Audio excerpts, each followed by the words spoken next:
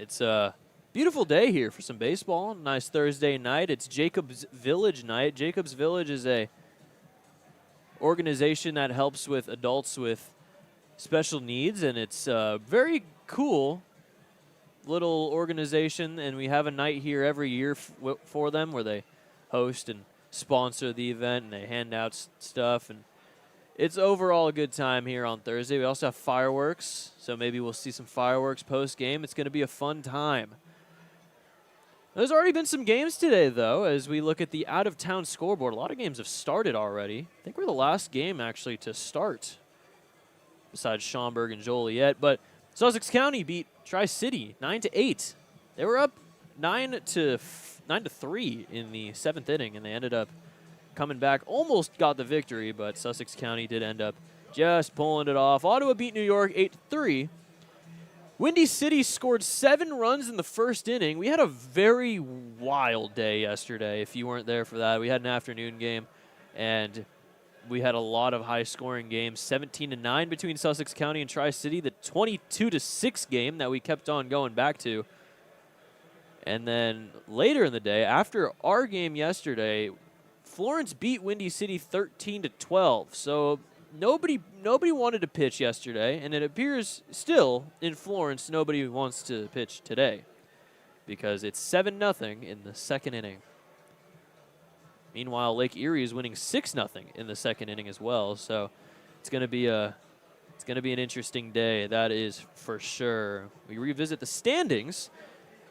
Washington up a game and a half on Evansville in the Central Division. They're 16-7. Evansville 14-8. Florence and Lake Erie, both 3 games back.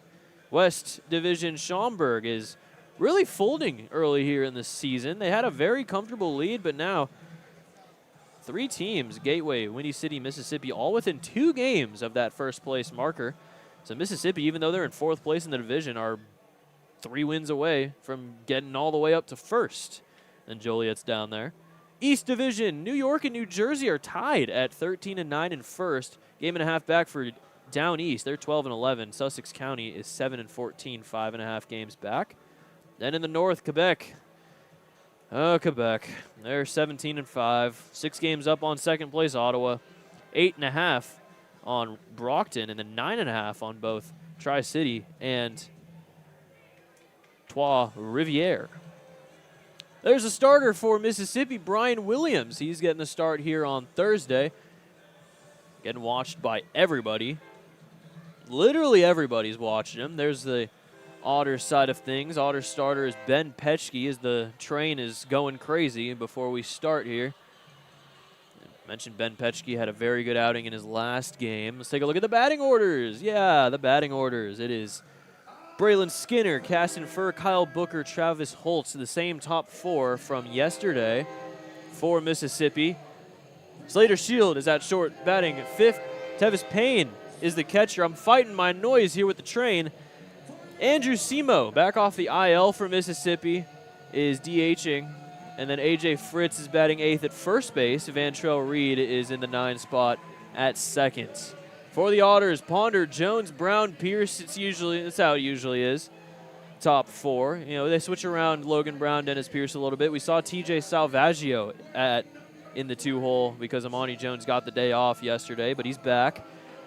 And now Salvaggio is back into the 9 spot. But it's Blake Robertson batting 5th at first base, then Marcos Gonzalez, LG Castillo, and then Sam Linscott in right field, and TJ Salvaggio back in the 9 spot for the Otters.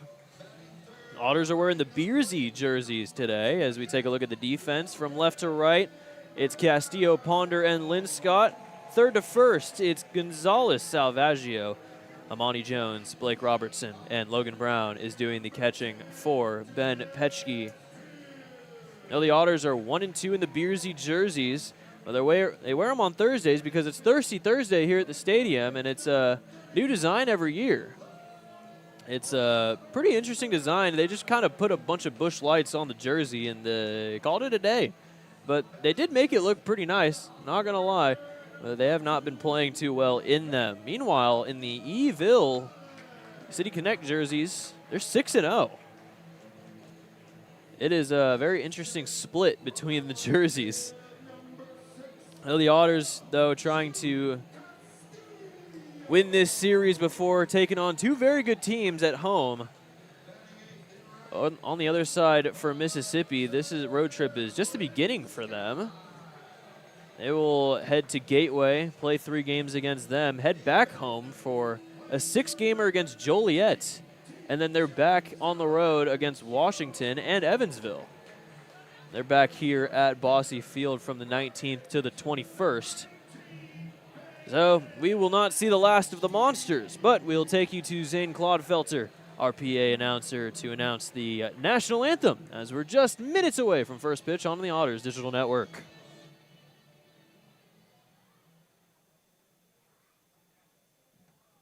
Ladies and gentlemen, at this time, would you please rise and remove your caps as we honor America's freedom, those who now protect it, and pay tribute to those who made the ultimate sacrifice with the singing of our national anthem. This evening, we invite you to sing along with the residents of Jacobs Village.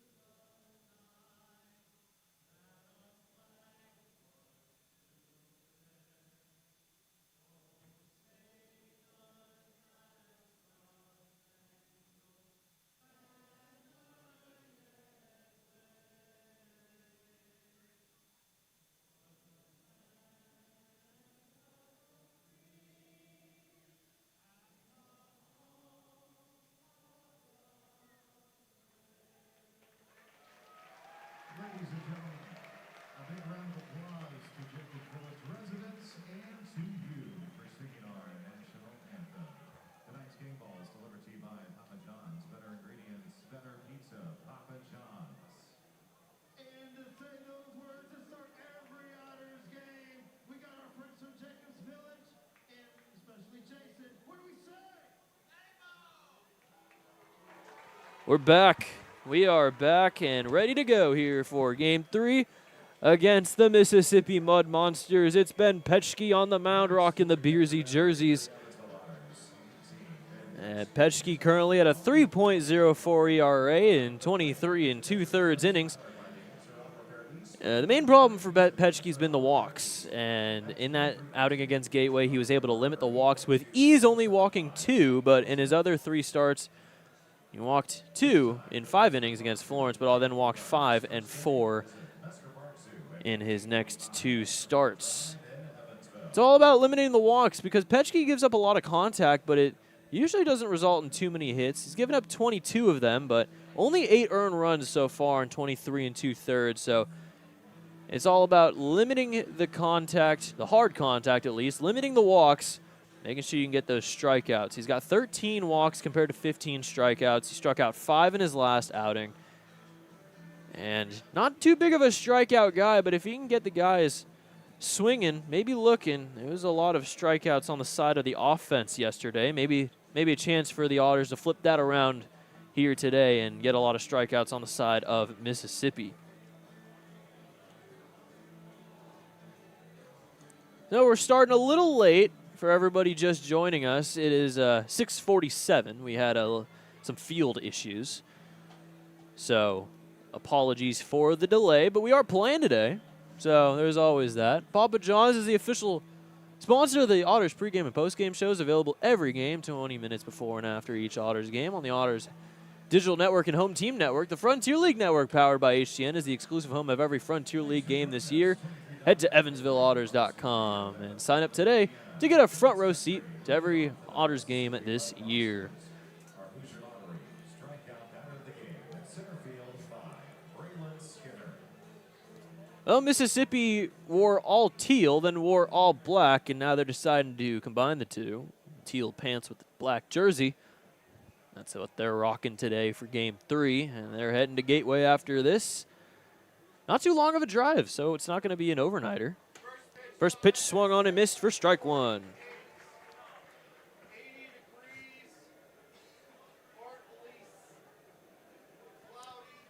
Braylon Skinner is having a 2-for-8 series so far. He's got a double, an RBI, 2 walks, and 2 strikeouts.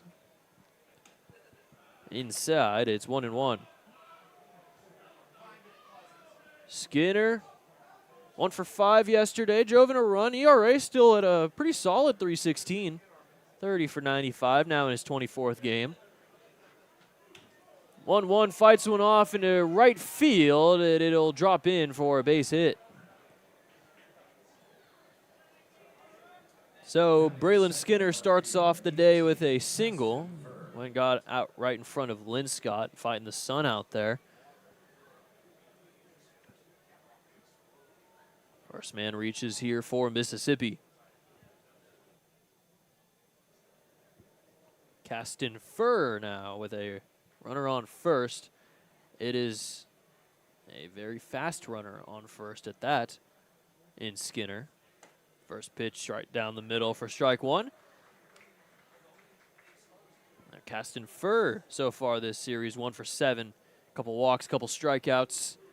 Hasn't done too much offensively, but still hitting at a 343.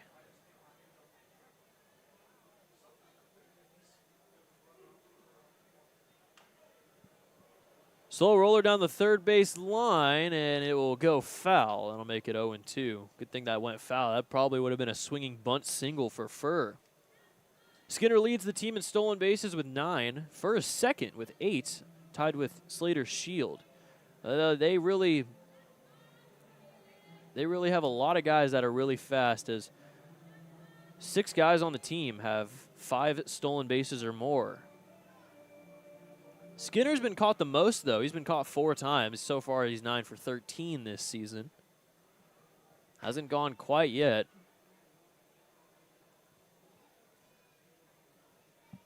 Oh, 2 from Petchke. Throw back was a little closer than expected, but he's back there safely. Getting the beautiful Mississippi teal all dirty. How could you? Now the 0-2. Runner goes. Throw on to second after the ball call, and he is safe. Stolen base number 10 for Skinner. First Mud Monster to reach double digits in the stolen base column. And now he's in scoring position with nobody out. No 1-2, though, to Caston Furr.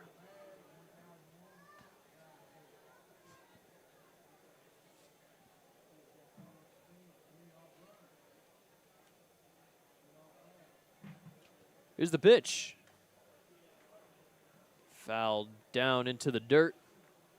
They'll remain at 1-2. Runners in scoring position so far this season. Caston Furr is hitting .524.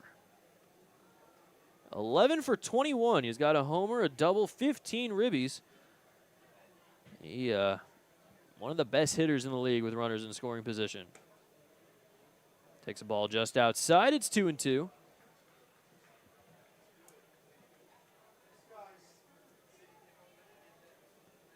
Mud Monsters have the Mississippi flag on their sleeves. It's kind of a cool little addition.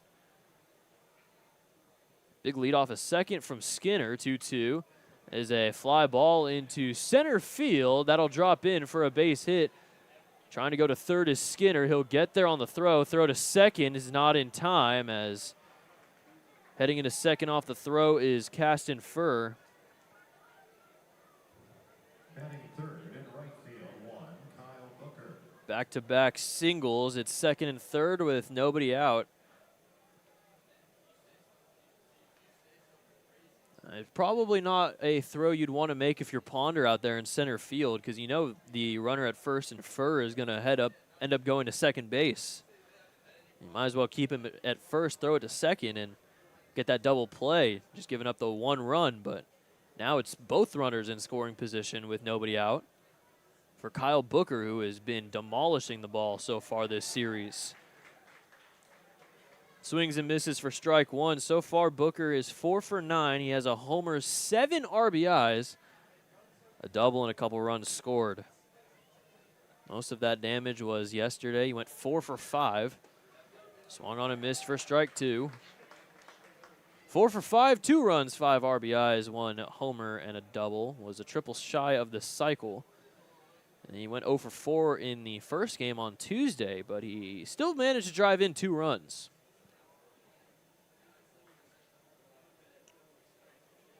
0-2, though, from Petschke. Inside and a little low. Oh, Booker already leads the team in RBIs, and he's pretty close to the top of the Frontier League. He's 3rd in the league in RBIs. Or, sorry, tie for 2nd. Behind Brendan Bobo and Andrew Czech, 2 guys who we've seen already. Bouncer to second base, throw on to first in the dirt, but scooped up there by Robertson. That's out number 1, but a run comes around to score, and Mississippi scores in the first yet again for the second straight day. They lead it 1-0. RBI number 8 in this series for Booker, and that'll bring up Travis Holt.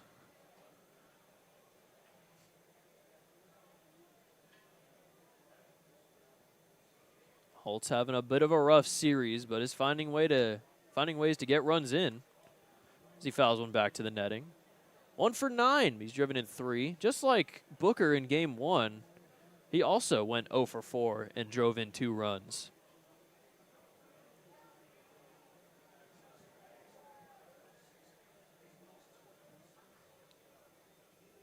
Oh, 1 is a little inside.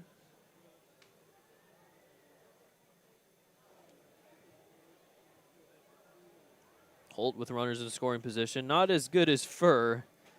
Not many are with runners in scoring position. He's hitting .241. 7 for 29.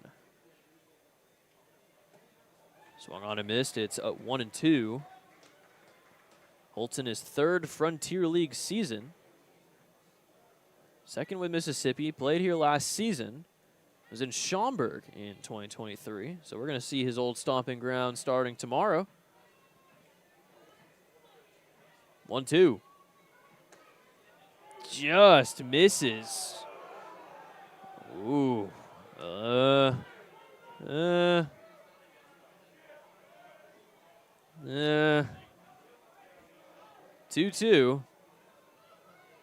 Travis Holt had a very nice stretch, 5 straight multi-hit games between the 13th and 17th of May, just a couple weeks ago. That's a grounder. It's into left field and a base hit. Run will come in as the possible strike 3 call turns into an RBI single for Holt, and it's 2-0 Mississippi.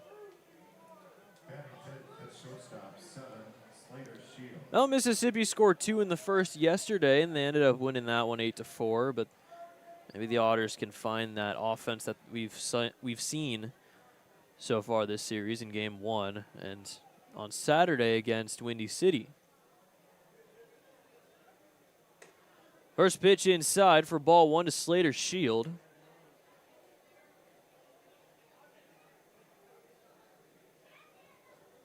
Otters trying not to lose their 2nd straight here at home. They haven't lost 3 games at home yet in a row this season. So that's swung on and missed, and it's 1-1. Mississippi, after scoring first, they're 8-7 when they score first.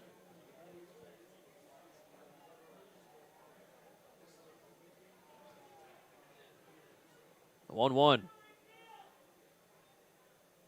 Another one inside, straightens him up a little bit. It's 2-1. Otters, when their opponent scores in the first inning, 1-2.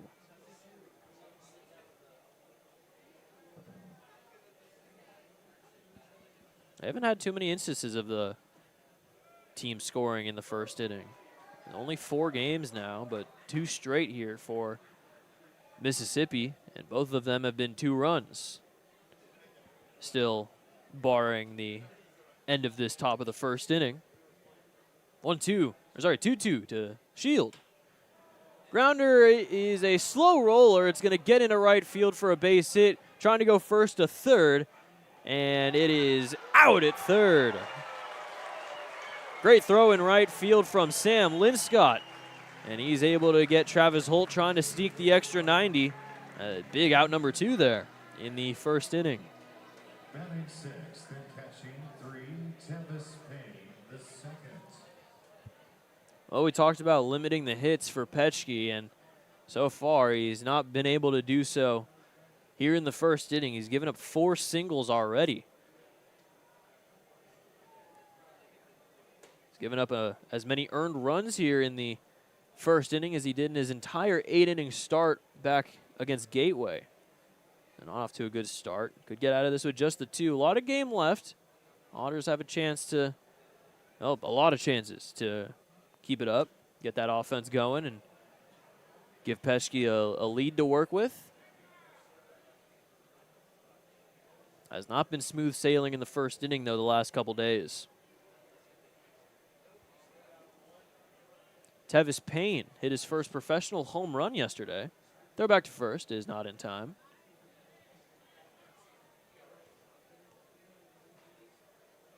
Tevis Payne having a pretty good series so far. 3 for 6. He scored 5 times. Hit that home run. Also hit a triple. Drove in 2, walked 3 times. Solid season in Evansville for Payne.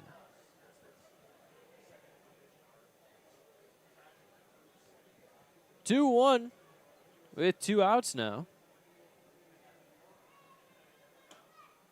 Just misses outside.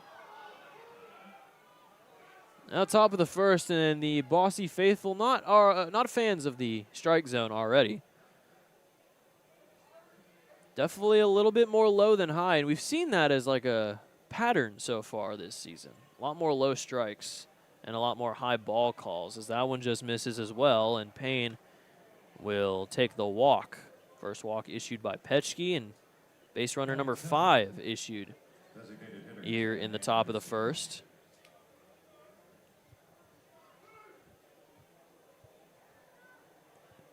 Andrew Simo, first bit of action here in this series. First action since the 28th of May. He got put on the IL then, got activated just today, and now he's back in the lineup. He's doing the DHing today. Tevis Payne has been hitting the ball well, so he's sticking to that starting catcher spot. First pitch called a strike. It's 0-1.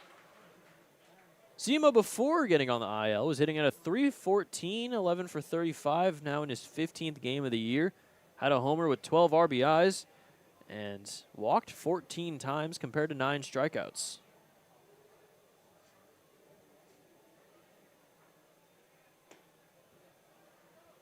A little outside. It's 1-1.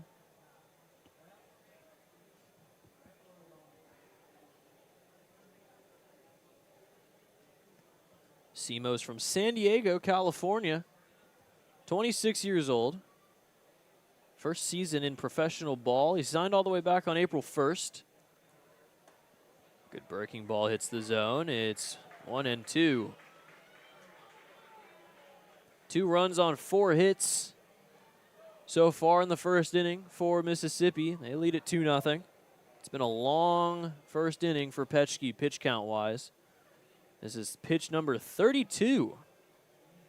The 1-2 is a grounder into left field, a base hit. Getting the round at third is Travis Holt. Throw to the plate's cut off, and another run comes in for Mississippi. It's 3-0.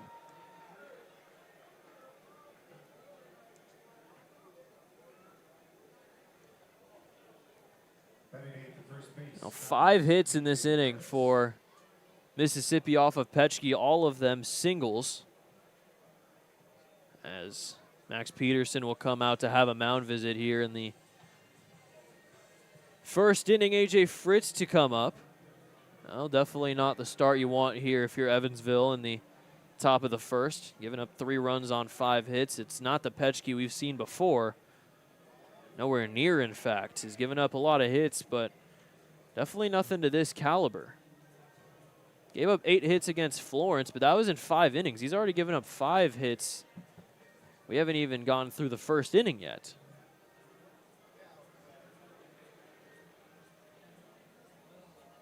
So we'll see how much of a leash Petchke gets, how far he goes into this game, and hopefully see if he can settle down a little bit after giving up these 3 runs and maybe pitch a few scoreless frames after. I've seen that happen from Evansville pitchers before.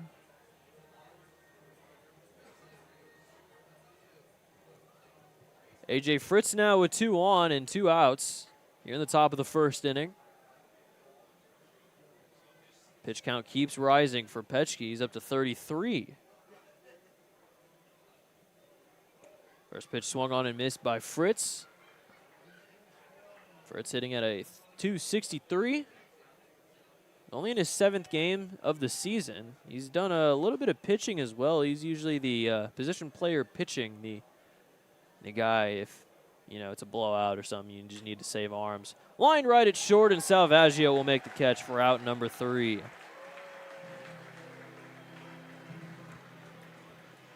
Rough first inning for Petchke. 3 runs come in on 5 hits for Mississippi as they lead at 3-0 before Brian Williams even throws a pitch as we head to the bottom of the first on the Otters Digital Network.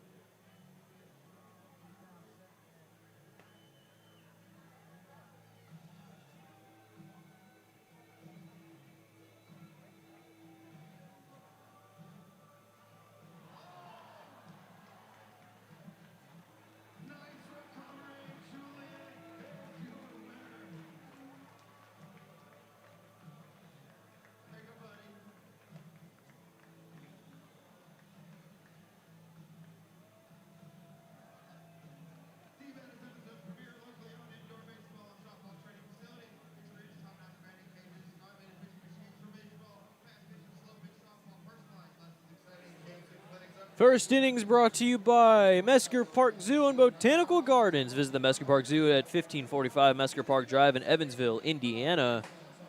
Brian Williams is your starting pitcher for the Mississippi Mud Monsters. And I'm sure he is thrilled that he's pitching with a 3-run lead already.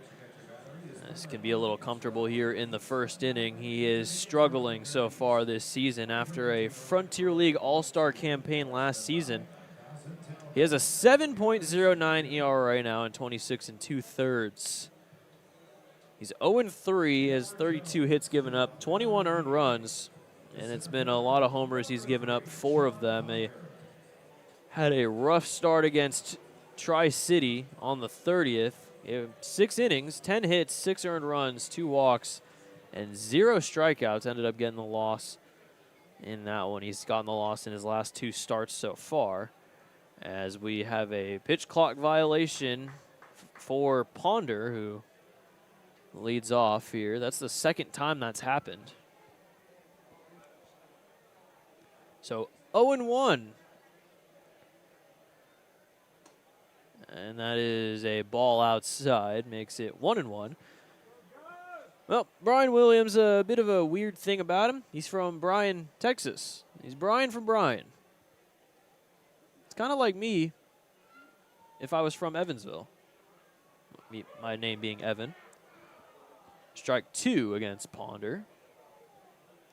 3 for 6 in this series so far for him. He has a homer. He hit that homer yesterday. 2 RBIs, 3 walks, a couple strikeouts as well. In the dirt, it is 2-2.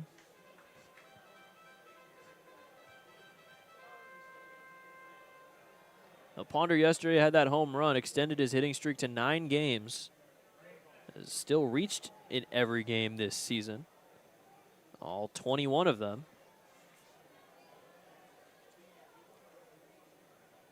2-2 is called strike 3. Ponder goes down looking on a high fastball. High strike call that time, and it's out number 1. Number 12, Amani Jones. That'll bring up Amani Jones. Amani Jones got his first day off yesterday.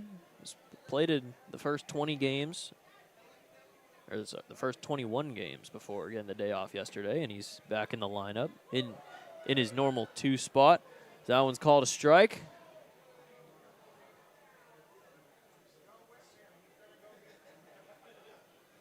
Jones hitting at a 301. He has a good hitting streak of his own, 8 games. That one's inside for ball 1. Went 1 for 5, drove in 2 runs on Tuesday. Still has yet to beat that season high 4 hits on his birthday back on the 19th. Fouled back, it's 1-2.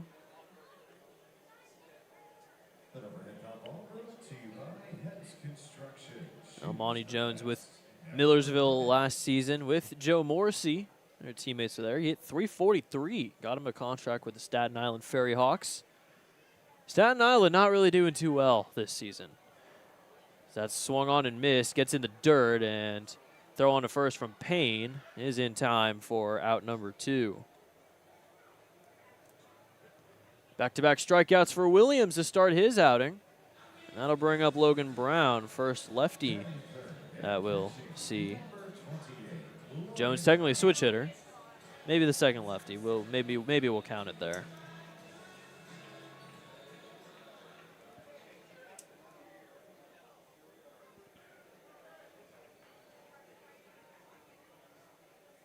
Time called. Apparently it was to move Dennis Pierce away from the batter's box. He's in the on-deck circle. First pitch to Brown is a ball, a little high. This series so far, Logan Brown's 3 for 8, 2 RBIs, walk and a strikeout.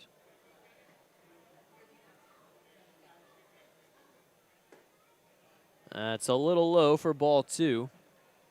And Logan Brown, 7 multi-hit games this season, 2 in his last 5. He has a hit in his last 5. On-base streak currently also at 5. Season high on-base streak, though, is 11.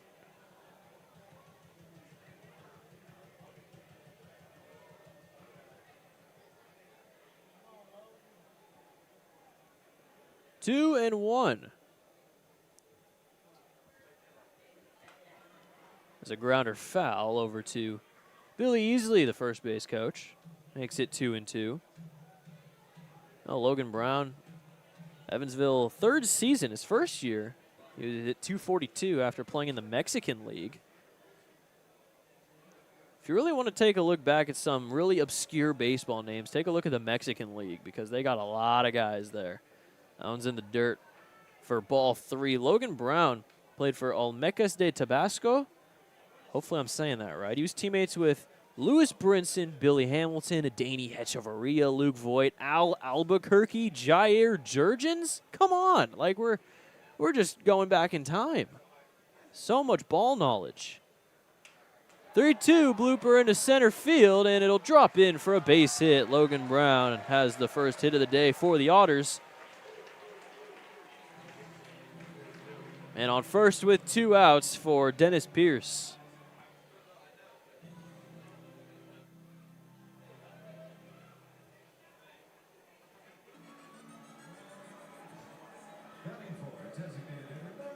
Dennis Pierce got 1 hit in each of the last 2 games. So far to 2 for 9.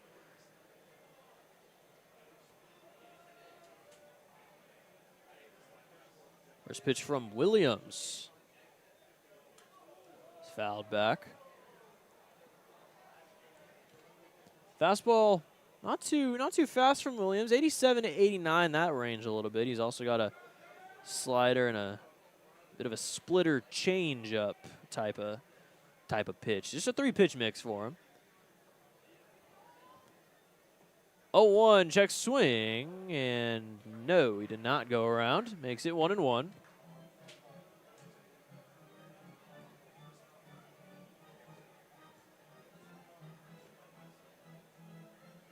Now Brian Williams, 28 years old. His second season with Mississippi, he pitched 106 innings last year.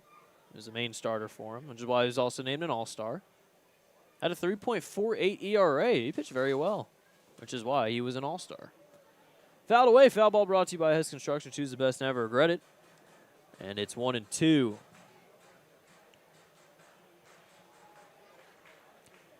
That entire season, 106 innings, he gave up 7 home runs. He's already given up 4 this season. Pitched in 3 games against Mississippi. Sorry, against Evansville. He pitched for Mississippi.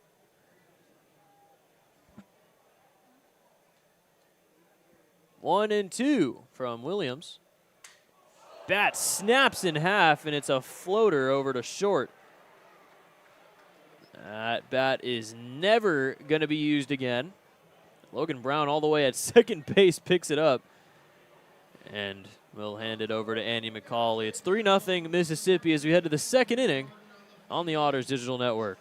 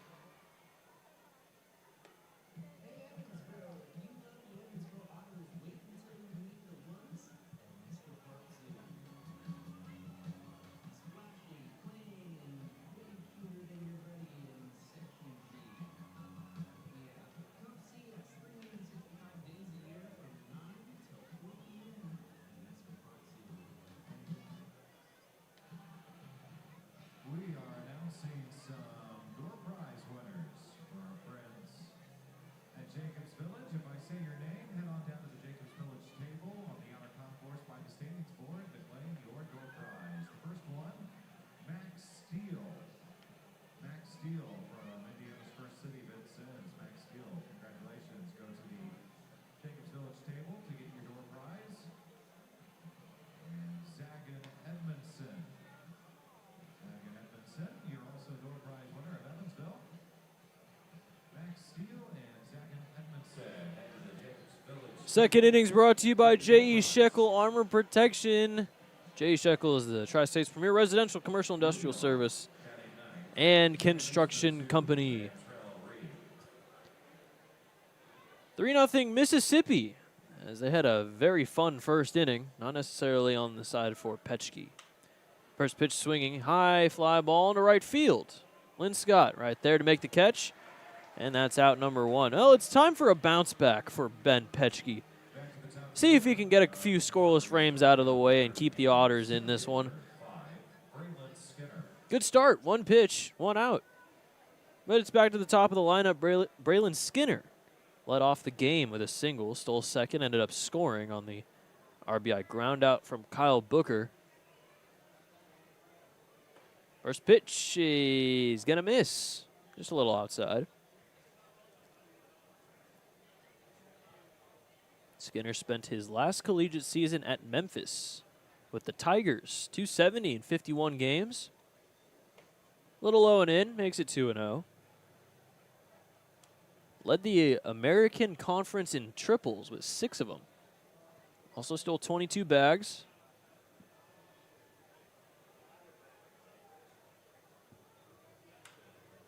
Fly ball into left field. It'll get out of play, though. Foul ball on top of the picnic tables, or the canopies out there in left field.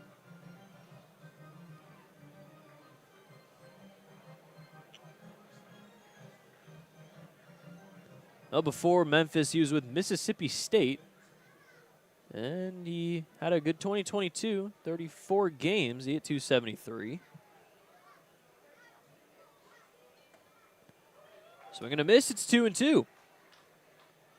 I think the main thing that got him the professional contract was his MLB Draft League season in 2023 with the Williamsport Crosscutters. He hit .333.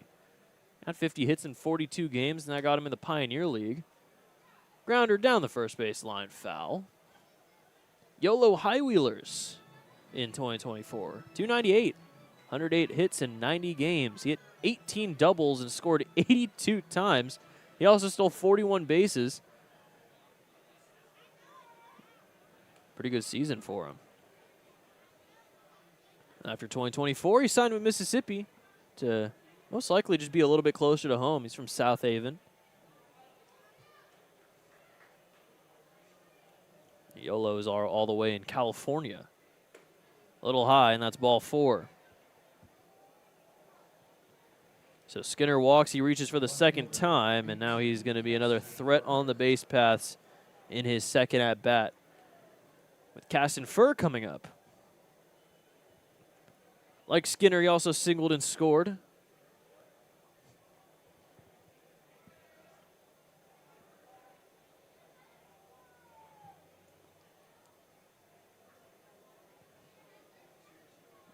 Watch Skinner on first like a hawk. Inside, it's 1-0.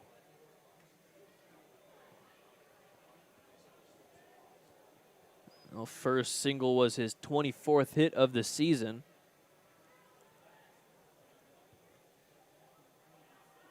That's 3 3-hit games this season as well. Called a strike, it's 1-1. Best game of the season for Furr was against Lake Erie on the 16th of May. He went 3 for 5, scored 3 times, drove in 4 runs. That was also his second straight game scoring 3 times. Had a field day against Lake Erie. Hopefully that same happens for the Otters in a week. Grounder down the third baseline. That one's foul.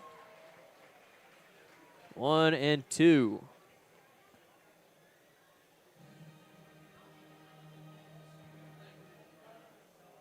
Caston Furr, Louisiana Tech.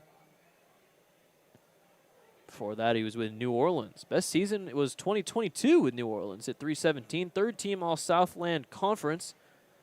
Second in the conference in runs scored. He was also with the Tri-City Chili Peppers. You know, they have that neon night with Tri-City. Grounder over to third. That's fair. Long throw from Gonzalez to first. And it's in time for out number 2 as advancing to second is Skinner.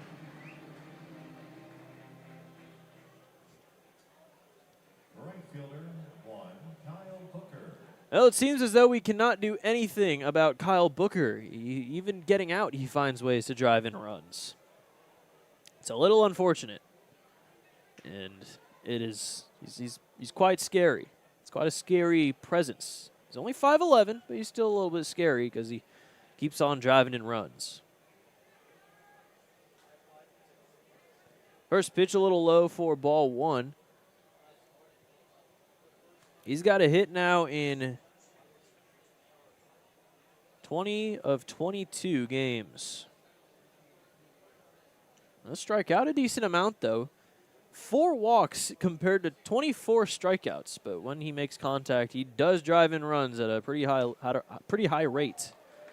He takes a big hack there, and it's 1-1. Oh, Booker has a family of baseball players. His dad, Kevin, was drafted in the 11th round of the 1992 MLB draft by the Cubs. Ended up making it to single A with the Hickory Crawdads, who no longer exist.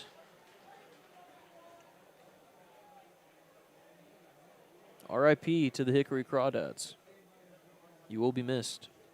Now they have the Wilson Warbirds.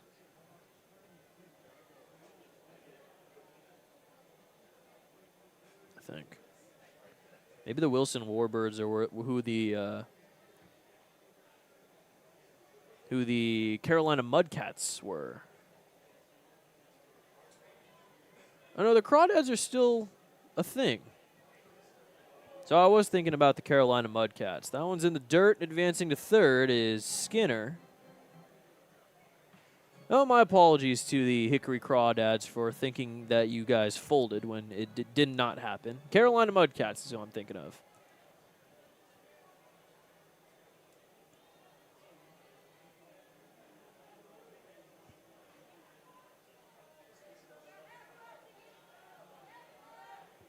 Runner on third now after the wild pitch and the 2-2 to Booker with 2 outs.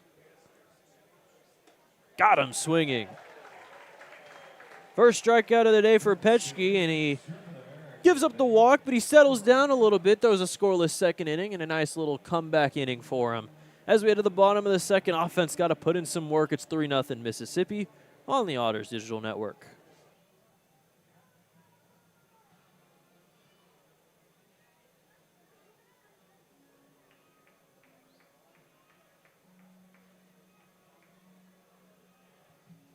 It's time to see who gets to upgrade to the Ashley Furniture Home Store Best Seats in the House. Our lucky winner gets to spend the rest of the game in the best seats in the house. So I say congratulations to... We're going to roll with Kenny Meyer today. Kenny Meyer, congratulations.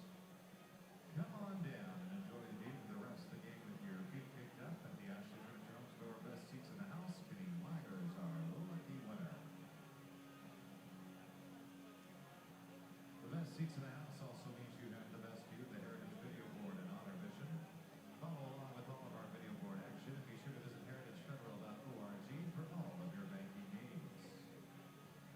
Jacobs Village would like to recognize and thank its Grand Slam sponsors for their generous support and commitment to making a difference in our community.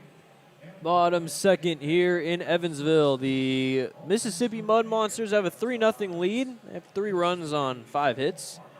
Just the 1 hit on no runs. Logan Brown single in the first inning. It's time to get some runs on the board here. And it all starts with that man right there, Blake Robertson, who leads off the top of the bottom of the second inning. Marcos Gonzalez and LG Castillo will follow. And Brian Williams pitched a pretty good first. Gave up the single, but he struck out the first 2 batters he saw in Ponder and Amani Jones, and is looking to continue that here in the second inning. Robertson, 1 for 8 so far in the series, 1 for 4 on Tuesday. Yesterday he went 0 for 4. Did drive in a run, though. First pitch a little low, and it'll get past Payne.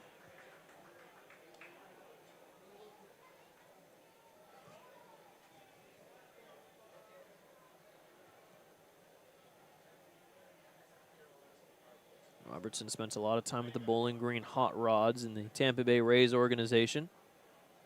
2023, half of 2024, because he got injured, got sent down to Charleston, came back up, and then was put on the IL for the rest of the season. Then 2025, came back, spent the entire year with them before getting released in March. It's the zone, it's 2-1. Oklahoma last season in collegiate ball for him. Hit 300, Big 12 Newcomer of the Year. Fouled away. 2-2 now. Robertson, 24 years old, turned 24 during the season, has the same birthday as Amani Jones.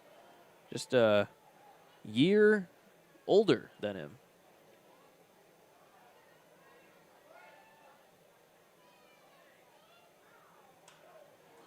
Fly ball into left field. It'll get out of play, foul. Still remains at 2-2. Overall, Blake Robertson, 236, 241 games with the Rays organization. Had 187 hits. Hit 17 homers, drove in 91 runs. Professional career, this is game number 255 for Robertson. Check swing over to third. No, he did not. And it's a full count, 3-2. Good take, good check swing from Robertson. He could walk here. Has a walk in 3 of his last 5 games, including 2 on the 29th against Windy City. Payoff pitch from Williams. It is high for ball 4. Good at bat for Robertson to start off the second inning as he'll reach on the base on balls. First walk issued by Williams, and man on first with nobody out for Marcos Gonzalez. Batting sixth, the third baseman, number 2, Marcos Gonzalez. Well, Gonzalez had a fantastic Tuesday. 2 for 5, hit 2 homers, drove in 3. 0 for 2 yesterday. Did walk twice, so found ways to get on. Last 5 games, though, he only has 4 hits. Showing a bit of that power, though. Those 2 runs, 2 homers, put him at 3, tied for the most with Ponder. Grounder eats up Holt at third, and it's into left field.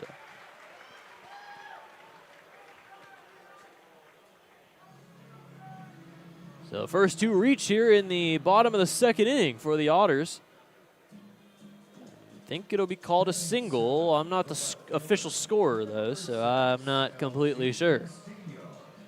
But I think they're going to call it a single.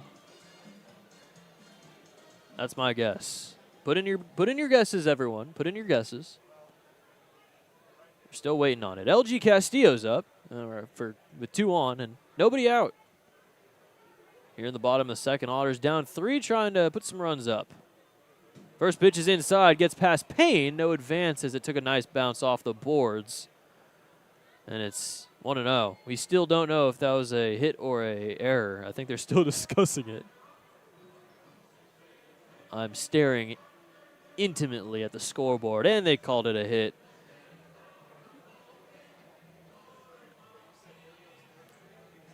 So a single for Marcos. He has his first hit of the day. LG Castillo did not play yesterday, but went 2 for 4, scored twice on Tuesday. He's hitting .343 now in his 12th game. Hitting the ball quite well. Doesn't have a home run yet, though. He has a lot of strength to get that done. There's a grounder up the middle into center field, a base hit. Robertson's getting the round from third. He'll come in to score. And LG Castillo drives in the first run of the day for the Otters.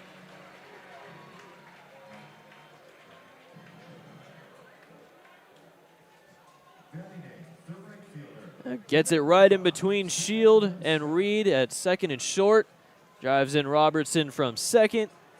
And it's a 3-1 game now. Tying run now at first in LG Castillo with Sam Linscott trying to keep the train moving.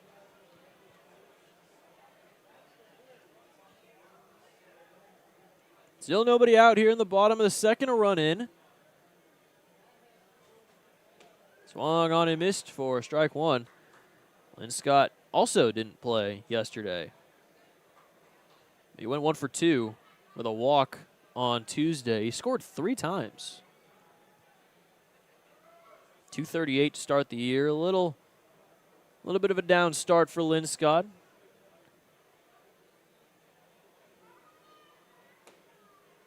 Oh and 2. Well, RBI number 4 for LG. He's on first. LG Castillo is one of those guys that has been in professional ball for a long time. Game number 589. That was his 574th base hit as a professional baseball player. So that one's in the dirt. It's 1 and 2. That is the most games played by anybody on the team professionally. Most hits professionally as well.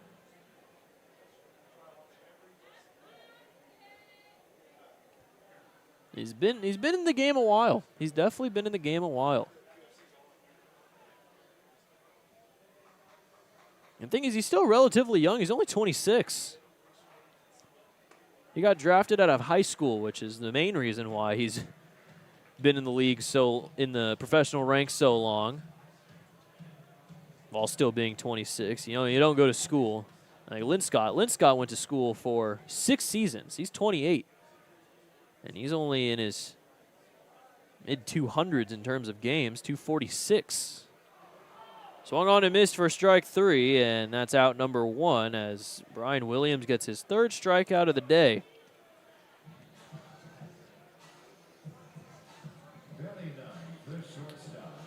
That's TJ Salvaggio.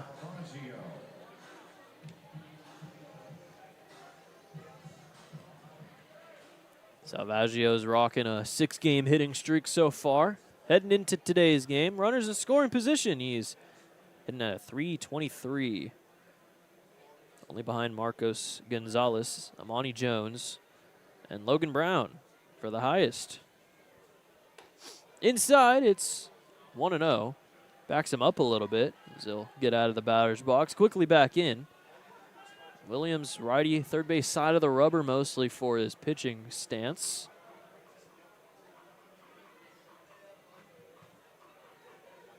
The 1-0. Gonzalez dancing around a little bit there at second base. Fouled back. Woo, look out. On deck circle where John Ponder is taking his practice swings as we head to the top of the lineup for the 2nd time today. I might have to watch the wild pitch here if it gets past Payne. We'll put runners at 2nd and 3rd. Get out of the easy double play. Swing and a miss. It's 1-2. Salvaggio still leads the team in RBIs with 18. Has an RBI in his last 2 games. Overall, 2 for 6 in the series. 1 for 4 with an RBI yesterday after being moved up to the 2 spot in the lineup, replacing his teammate and roommate in Amani Jones. Another swing and a miss for strike 3 and 4 strikeouts in less than 2 innings for Williams. That's out number 2. Back to the Edward Jones leadoff batter of the game. The center fielder. Brian Williams has his career high in strikeouts against the Otters. That was last year. July 1st, he threw 6 1/3, only gave up 1 run and struck out 8 in a victory. 8 strikeouts is still his career high to this day. He's already got 4 today. So he just really loves pitching against the Otters. Not necessarily good for the Otters, but still. First pitch called a strike to the Edward Jones leadoff batter, John Ponder. It's Gonzalez at 2nd, LG Castillo at 1st, still now with 2 outs. There's a grounder over to short. Shield will toss to 3rd, and that is out number 3. Otters get a run. Definitely could have gotten more, though. And a couple strikeouts in the fielder's choice get Williams out of the jam with just the 1 run allowed. We're into the 3rd inning, 3-1 Mississippi on the Otters Digital Network.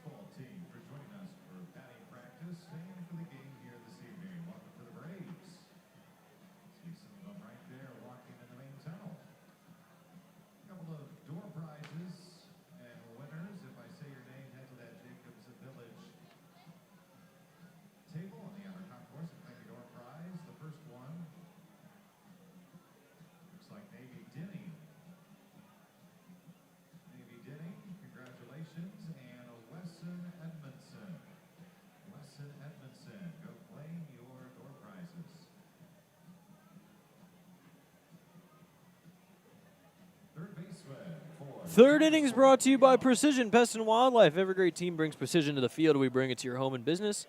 Call 812-993-3341 or visit precisionpestwildlife.com. Let's elevate the standard together. First pitch to Holt was elevated, but called a ball for a 1-0 count. Holt in his second at-bat singled in a run in his first. Ended up getting caught out at third after a good throw from Linscott in right field. Trying to go first to third on a single from Slater Shield. 1-1.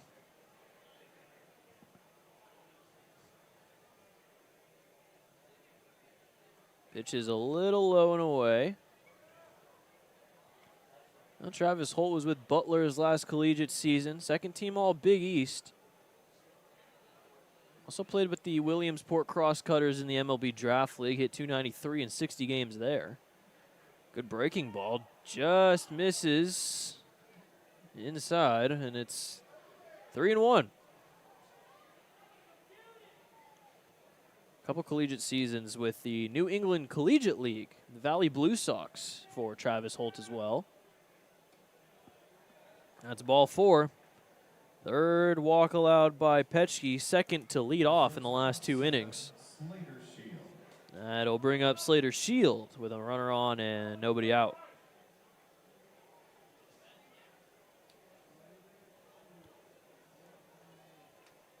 Slater Shield with runners on. 286.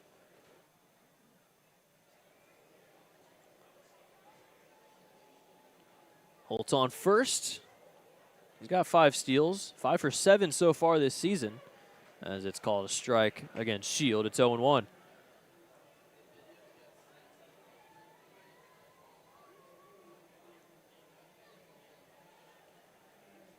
Couple of good games for Shield. 2 3-hit games in the span of a few days. One against the Florence Yalls on the 14th of May, and then the 17th against Lake Erie, he went 3 for 3. He's from Franklin, Tennessee, just outside of Nashville, just south. First at bat, singled and scored, just like the top 2 guys in the order, and Skinner and Furr. A little high on the fastball. It's 2-1 now to Shield. Walk will put 2 on for Tevis Payne, who's already walked today. He was the first of 3 walk recipients. 2-1 pitch. Check swing foul over to the Otters dugout. Only 1 strikeout. That was to Kyle Booker to end the second inning. As the walks are kind of coming back to haunt here. None of the 3 walks have come in to score quite yet, but it's been the base hits, and that walk to Tevis Payne ended up allowing Andrew Simo to drive in that 3rd run back in the first. That one's outside. It's a full count, 3-2. This is going to be pitch number 62, I think, for Petschke. At least, yeah, 62. We're through 2. Inside, that's ball 4. Back-to-back walks for Petschke to start the 3rd. And not a good start here for Petschke in the 3rd inning. This gives up the first 2 leadoff men to reach. Happened in the first inning as well, and 3 runs ended up coming in. These 2 have been on walks as the walks are coming back. Now up to 17 walks compared to 16 strikeouts for Petschke.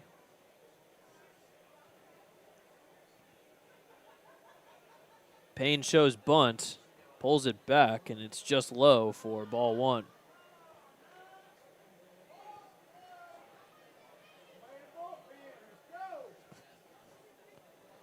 Now Payne hitting at a .409 after his 2 for 4 yesterday. Only guy on the team to be hitting over 400 and leads the Mud Monsters in average. Pops up a bunt, and it's perfectly placed. Throw on to first is going to get into right field. 1 run will score. Coming around third is Holt. He will score, as well as Slater Shield. And 2 runs come in after the error from Gonzalez. And it makes it a 5-1 Mississippi lead. Designated hitter, Ted Andrew Semo.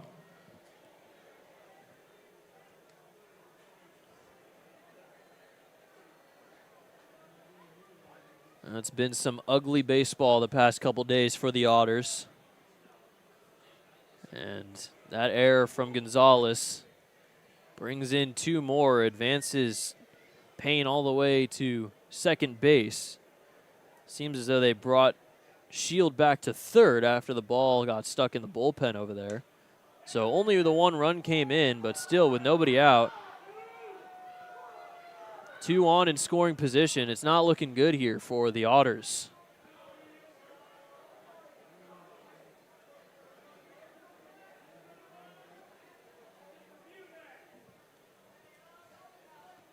One 0 to Semo. Already has driven in a run today.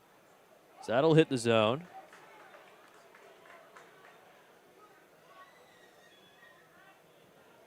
Semo singled in a run, singled in Shield.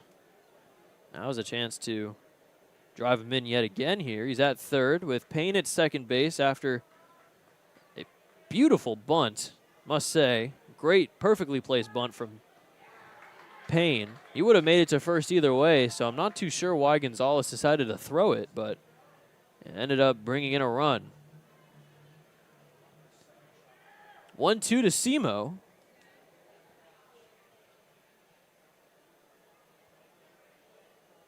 Calling that an RBI for Payne. 1-2. Time called, a pitch clock violation on Petschke. It's 2-2. So that's the second pitch clock violation given to the Otters today. One was on Ponder before the first pitch of the bottom of the first was thrown. Now here on the pitching side for Petschke.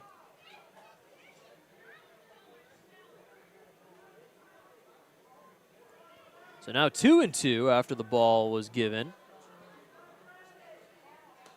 Just outside, it's a full count. Well, the starting pitching for Evansville was great on the road trip, but here at home, it seems as though everybody's kind of been struggling on the starting pitching side. And that's ball 4. So third walk of the inning for Petschke. Now 5 walks on the day and movement starting already here in the Otters bullpen.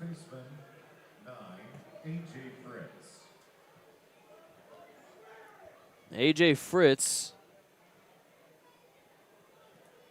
Now with the bases loaded, still nobody out here in the third inning. See who the first guy up in the pen is. It's going to be Andrew Garcia.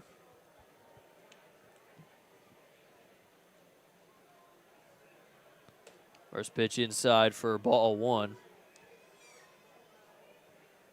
Shields on third with Payne on second. Semo on first. Nobody out. Infield still in their normal positioning. Double play would get 2 outs, but most likely score that 5th run. There's a blooper into center field. That'll drop in for a base hit. Throw to second is not in time. Run will come in. Shield comes home from third, and it's 5-1 Mississippi.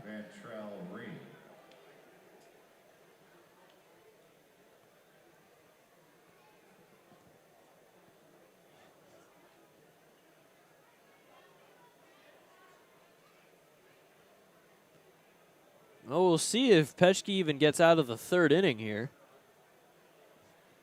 5 runs on 7 hits already for Mississippi, and they still have the bases loaded with nobody out.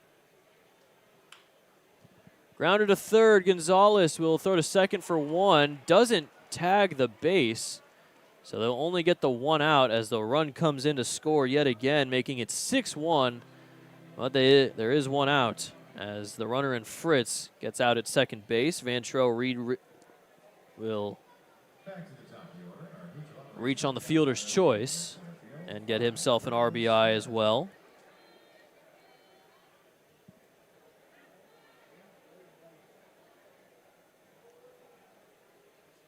Back to the top of the order, Skinner up for the 3rd time in 3 innings. Runner goes. Fly ball into center field.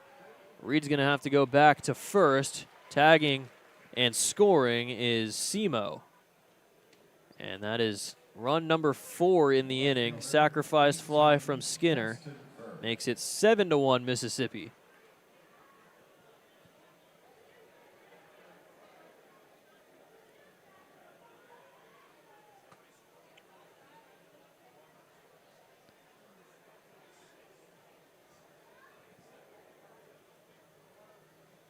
Now, this is the second straight game the Otters starting pitcher has given up 7 runs.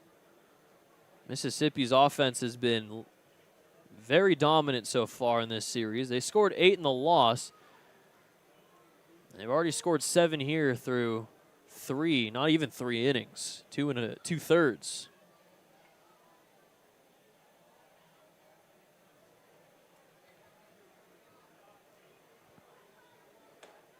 Now, this is a team that's usually really good at home. They started the season 10-2 at home, and they just have not. They've been falling flat here in the last 2 days. And now they have a big hole to come back from. They have done it before. They have one 6-run comeback against Florence on the 9th. And they have a lot of time to do it, but it's not looking good early here for Evansville. Swung on and missed. It's 0-2 to Caston Furr. He's also in his 3rd at-bat in 3 innings. He's 1 for 2, has a single in the 1st, grounded out to 3rd in the 2nd inning.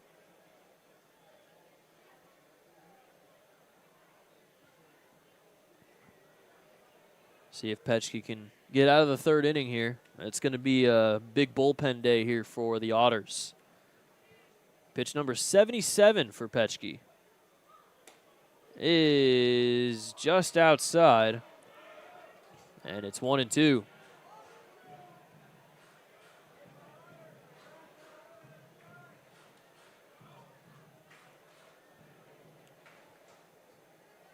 Ventrell Reed on first. He has tried to steal already. That was in the last at-bat.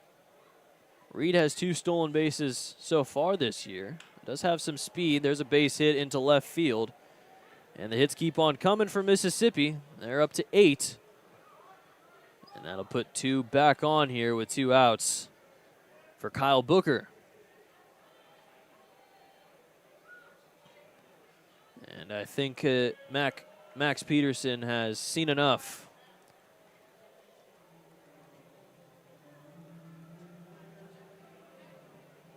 So we'll have a pitching change here. Mississippi is in the midst of a little bit of a blowout here early in Game 3 of the series. As Ben Petchke comes out of the game, Andrew Garcia will come in, and he'll most likely have to do some form of long relief here. As we will take a quick break here on the Otters Digital Network.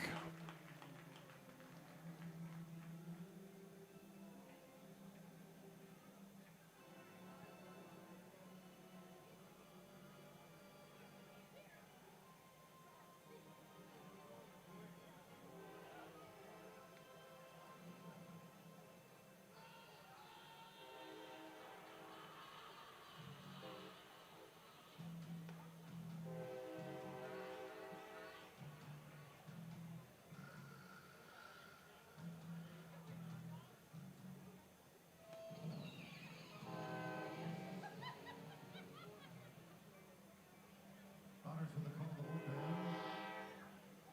Andrew Garcia in to pitch. Garcia's on the mound, battle behind the plate. But you get your batteries powered by the Answer Auto Repair East. Find your battery needs at the Answer Auto Repair East. 2319 North River Road, 812-475-9000. Tell them, Sam from the Otters, send you.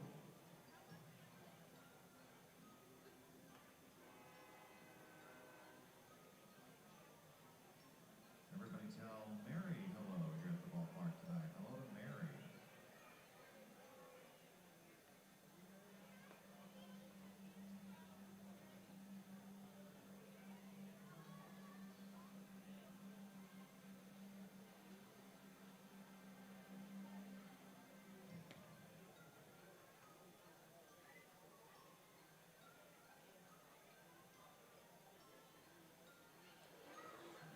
Pitching change is brought to you by the Answer Auto Repair East. Find all of your battery needs at the Answer Auto Repair East, located at 2319 North Green River Road, or give them a call at 812-475-9000. It's not looking good. It's not looking good. Petschke comes out of the game 2 2/3 innings, 8 hits, 7 earned runs, 5 walks, 1 strikeout. Garcia inherits 2 runners, both of which the responsibility of Petschke as he throws an outside ball 1. 5 walks, 8 hits. We talked about Petschke having to try and limit the hits and walks. Wasn't able to do so today. There's a strike. 1-1 to Kyle Booker. Well, Booker 0 for 2 did ground out in the first inning and brought in a run, first run of the day. First of 7 for Mississippi. Both runners are going to go. Throw to third is not in time, and a double steal for Mississippi as Reed takes third and Casson Furr takes second. That's now 3 stolen bases already on the day for Mississippi, as Vantrell Reed got a very good jump on that pitch. 2-1. Fouled back to the netting. It's 2-2.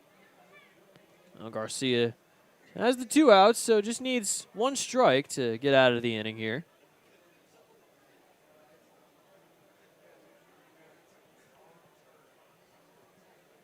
The 2-2. Outside, it's ball 3. Walk would load the bases for Travis Holt.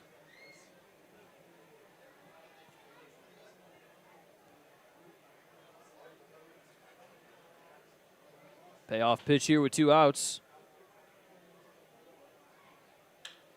That's a grounder up the middle and into center field for a base hit. 2 runs will score. Mississippi, it's becoming a blowout here in Evansville. It's 9-1.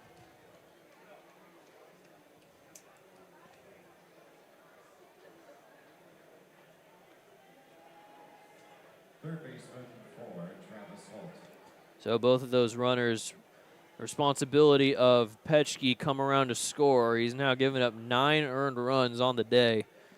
Most earned runs given up by a starter so far this season. That single by Booker has him at 3 RBIs and 10 in the series for Mississippi. 6 runs here in the third.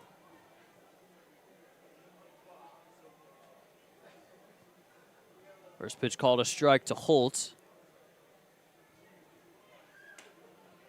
It is a ball outside. 94 on the fastball for Garcia.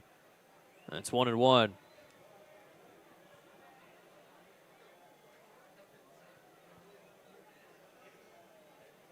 Runner goes. Called a ball, throw to second base is not in time. And Kyle Booker gets himself a stolen base. Mud Monsters are running wild. It feels as though they're just doing everything right today. We're only in the 3rd inning.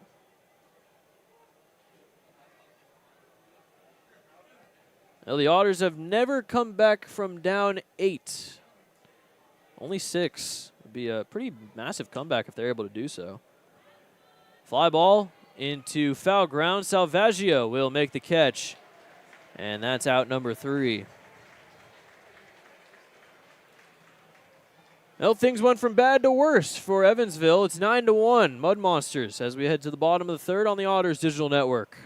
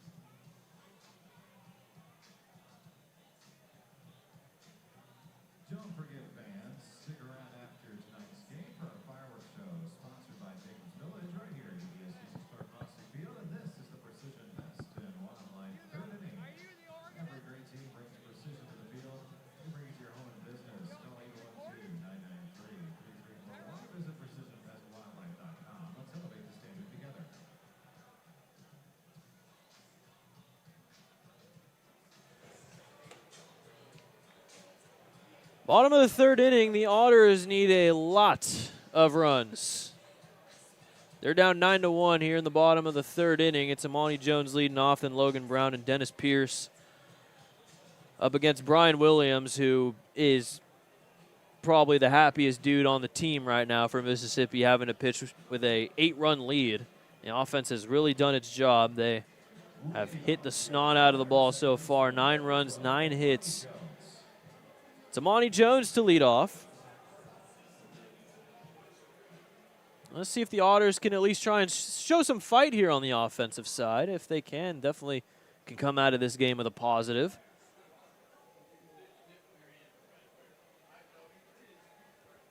Jones struck out swinging against Williams in his first at-bat. Fouled back. It's 0-1. Brian Williams was at Prairie View A&M for a couple of years, started his college career, moved on to Texas Southern for 2021 and 2022. He had a 6.15 ERA in 60 innings. That's ripped into right field, and that'll drop in for a base hit. Amani Jones gets a single. He increases his hitting streak. Something to smile about for him. 9 games now.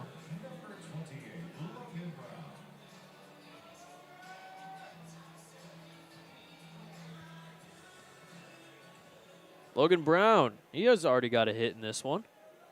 He's 1 for 1 so far today.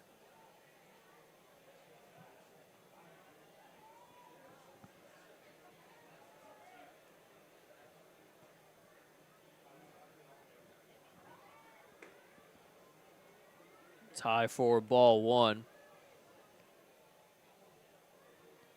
Oh, Williams, before Mississippi, he was with the Pioneer League, Idaho Falls Chukars. 7.53 ERA and 69 1/3. He also played in 31 games on the offensive side as Logan Brown shows bunt and pulls it back. He hit 120, though, 3 for 25. Was also with Idaho Falls in 2023. That team he played with his brother Darian Williams. He was on the same pitching staff as him. He had a 6.46 ERA in 39 innings then. Called a ball, or sorry, a strike. Not a ball. 2-1.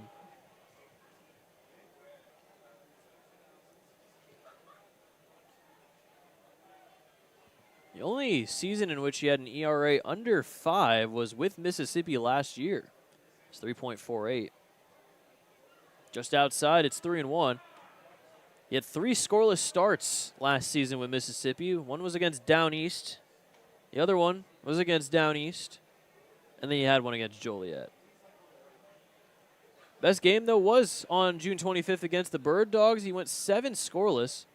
It's the most innings he went scoreless. Grounder over to first, tag the bag for 1, throw on to second, and it's a double play. And that is the first 2 outs in the bottom of the third. 3-6 double play. Erases the leadoff single. Now the bases are empty with 2 outs for Dennis Pierce.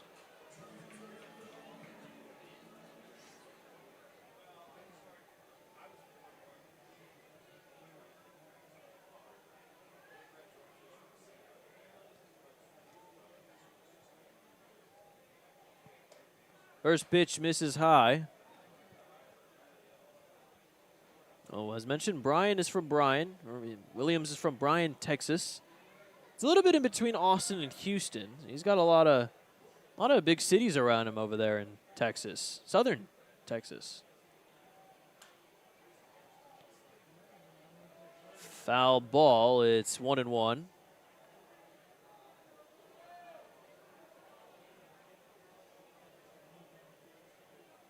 Definitely don't have the time to do this, but I wonder what percentage of the league was born in the 1990s compared to the 2000s. I feel like the 2000s is a little bit higher, maybe like 65%. But it really depends, because 1999, if you were born in 1999, you're what, 27 years old? Oh, it's probably like 75, 80% then. There's a few vets. We do have a guy born in the 80s, Tommy Shirley. That's rare. He might be the only one. 1989, you're 37. Yeah, he's probably the only one. There's a couple vets in the league. Swung on and missed for strike 3. And that'll do it for the bottom of the 3rd inning. 5 strikeouts for Williams as he gets the 1-2-3 even with the leadoff single. We head to the 4th. 9-1, Mississippi on the Otters Digital Network.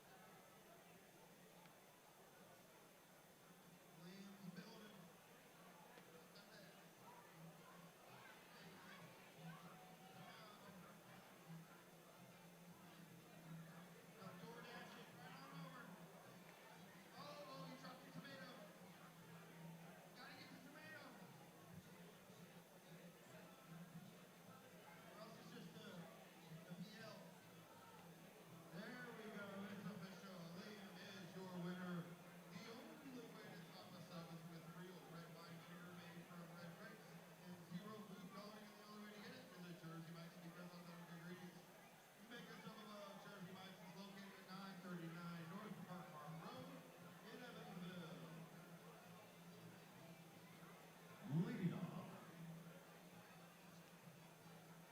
shortstop 7, Slater Shields. Stand by. 2 more winners are going to be announced for door prizes from Jacobs Village. Stand by. Top of the 4th inning, Andrew Garcia is back out there for another frame.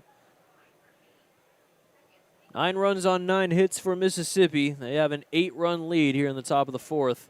And the first pitch hits Shield on the back. Landon Mullis, you're a winner tonight of the Jacobs Village door prize. Landon Mullis is the Jacobs Village stable and claim your door prize. And Paula Dixon. Paula Dixon, congratulations. You too are a winner of the Jacobs Village door prize. Go to the Jacobs Village stable on the outer concourse. There's a breaking ball. Hit him right on the tailbone. The second. It didn't hurt him too much. He's able to head over to first relatively easily. Andrew Simo, or Tevis Payne, as taking second with no throw is Shield. And he's got a stolen base.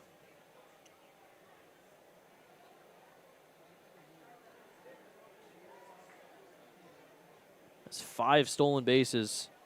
Sorry, 6 stolen bases for Mississippi already.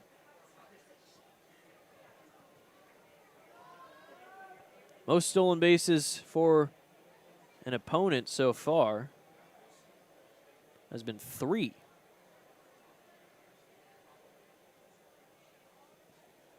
All right, that's for Evansville. 6. They've tied it. It's only the 4th inning. Called a strike. It's 1-2 against Payne.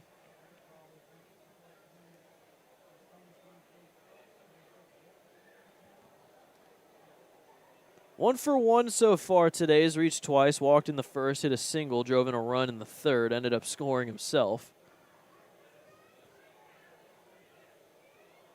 Inside, it's 2-2. At 94 inside, if that hit him, that would have definitely done some damage. Luckily, it didn't. He was able to back out of the way of that one.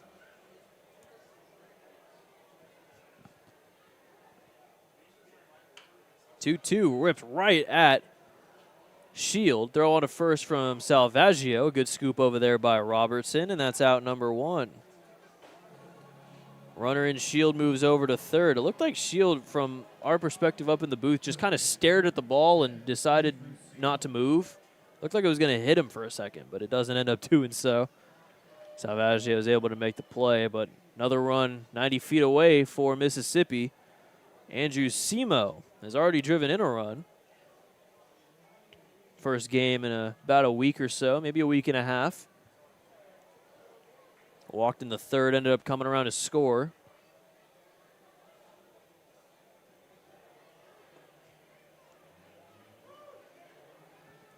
Oh, 1 against Simo. Simo is with Fordham most of his collegiate career. Decided to go home to San Diego, play for USD. Hit .211 in 24 games with the Toreros.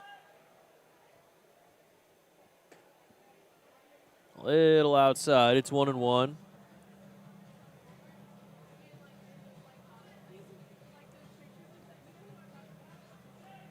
Spent 2024 in the California Collegiate League. Only played 5 games in 2024. Then was in the Australian Baseball League in that winter. Now when it hits the zone, it's 1-2. It was with the Sydney Blue Sox. 6 games with them, hit .158. Signed with the Atlantic League, Lancaster Stormers, and the Hagerstown Flying Boxcars.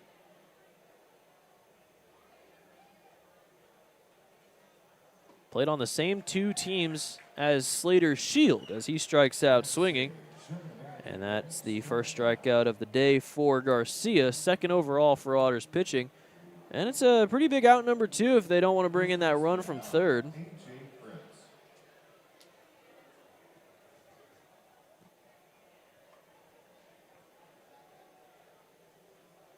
A.J. Fritz has done a decent amount of pitching so far besides just this season as he fouls one back. 5.4 ERA and 3 1/3 this season. He's given up 2 homers. We might see him today. Last season with the Great Falls Voyagers in the Pioneer League, he threw 23 2/3. There's a fly ball into center field. John Ponder is under it, and he'll make the catch for out number 3. Scoreless frame for Andrew Garcia. Even after the hit by pitch goes over to third base, he's left on. Heading to the bottom of the 4th, 9-1 Mississippi on the Otters Digital Network. It's time to show us your best smiles for the HRI Dental Smile Care. Over 300,000 members trust HRI Dental. Based right here in the Hoosier state of Indiana. HRI Dental has been ensuring smiles for over 37 years. Keep on smiling with HRI Dental. Also, a big round of applause for our volunteers. They brush off the bases. Look at those pearly white shine. Jacobs Village is a faith-based community dedicated to providing affordable, accessible housing and meaningful opportunities for adults with disabilities. Thank you to Jacobs Village for 20 years of partnership with the Evansville Otters and for the incredible impact they continue to make throughout our community. This is the Sheet Metal Workers Local 24th inning for 138 years. Sheet Metal Workers have led the way in sheet metal industries like Veneer, architectural, industrial, and more. Visit smart20evansville.com for more information. And 2 more door prize winners for Jacobs Village. John Money. John Money, you're a winner. Go to the Jacobs Village table. And Scott Dyson. Scott Dyson is the winner of the Jacobs Village door prize. John Money. 4th innings brought to you by Sheet Metal Workers Local 20. For 138 years, Sheet Metal Workers have led the way in sheet metal industries like heating and air, architectural, industrial, and more. Visit smart20evansville.com for more information.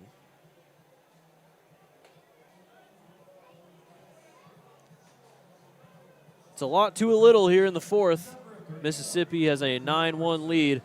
Blake Robertson leads off, then Marcos Gonzalez, then LG Castillo. Otters trying to get anything up on the board here in the runs column against Brian Williams. He's pitching well, 5 strikeouts. He's only given up the 1 run. RBI single from LG Castillo. First pitch grounder over to second base. Vantrell Reed will toss to first. And that's out number 1 on 1 pitch for Williams in the 4th. Third baseman, number 2, Marcos Gonzalez.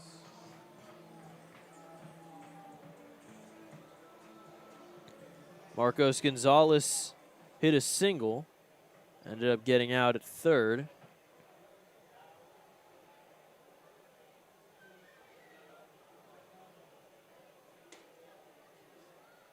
First pitch called a strike. 3 runs in the first, 6 in the third for Mississippi. It got ugly quite quickly here at Bosse Field. That will miss.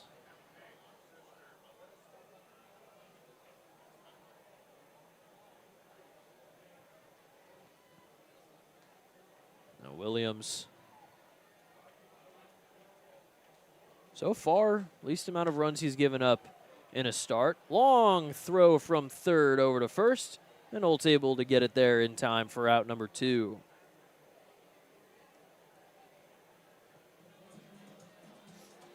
Left fielder, number 6, LG Castillo. LG Castillo has the only RBI of the day for the Otters. He spent 226 games with the Brewers organization.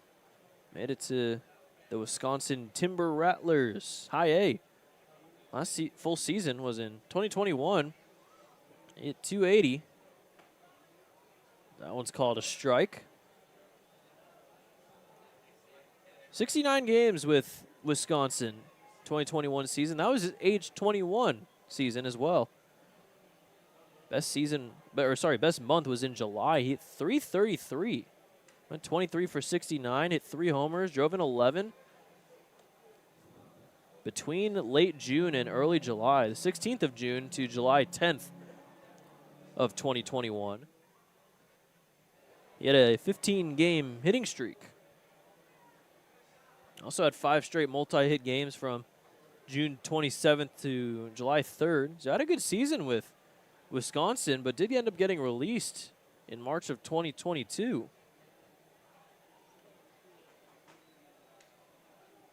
It's interesting some cases you see in the minor leagues where, especially with pitchers, you see guys pitching pretty well. They have good ERAs, but then they just get released. They're guys who are hitting the ball well. And 280 is definitely nothing to scoff at.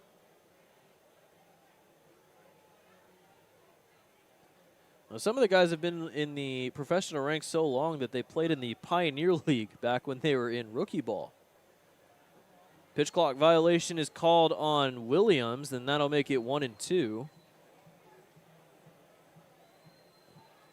In the case of LG Castillo, he was on the Helena Brewers back when they were in rookie ball in the Pioneer League. He was an all-star in the Pioneer League, technically. Helena Brewers, of course, no longer exist.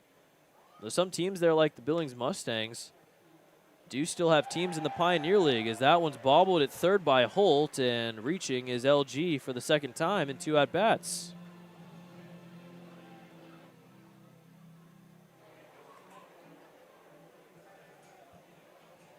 The right fielder, number 5, Sam Linscott. Sam Linscott has a man on first and 2 outs. LG reaching again after a bobble over at third by Holt. It was going to be a tough play either way. They will call it an error, though, on Holt. First pitch to Linscott. Little high, and it's 1-0. Linscott has a strikeout swinging so far and his only at-bat of the day. Talking about LG, he played for the Carolina Mudcats. We talked about them earlier as the team that doesn't exist anymore. They're now the Wilson Warbirds, but 2019 played with the Carolina Mudcats, hit 204. Played most of his time with Wisconsin when he was in the Brewers organization. Played in the Frontier League back in 2022 with the dreaded Washington Wild Things, who now lead the division. Little high, it's 3-0 against Williams. That was before he went to Gary South Shore in the American Association and spent a lot of time there. He was also teammates with Junior Serta and Marcos Gonzalez. 3-0 is going to miss for ball 4. And a couple of 2-out base runners reach. One on the air, one on the walk. Second walk issued by Williams. The first and only walk ended up coming around to score in Blake Robertson back in the second inning. As we'll have a mound visit.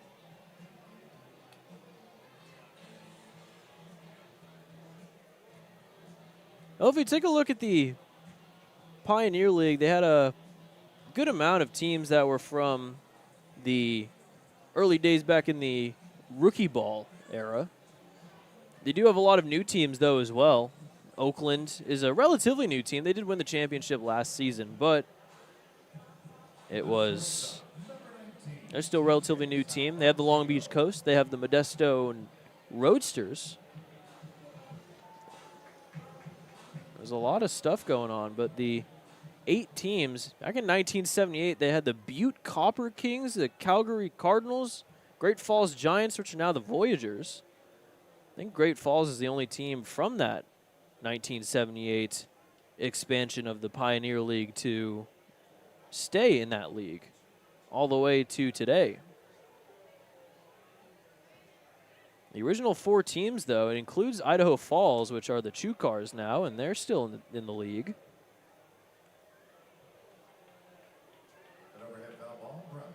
So just a lot of changing with the Pioneer League. It's got to suck, though, when you're in the Pioneer League and you think you're an MLB affiliate in rookie ball.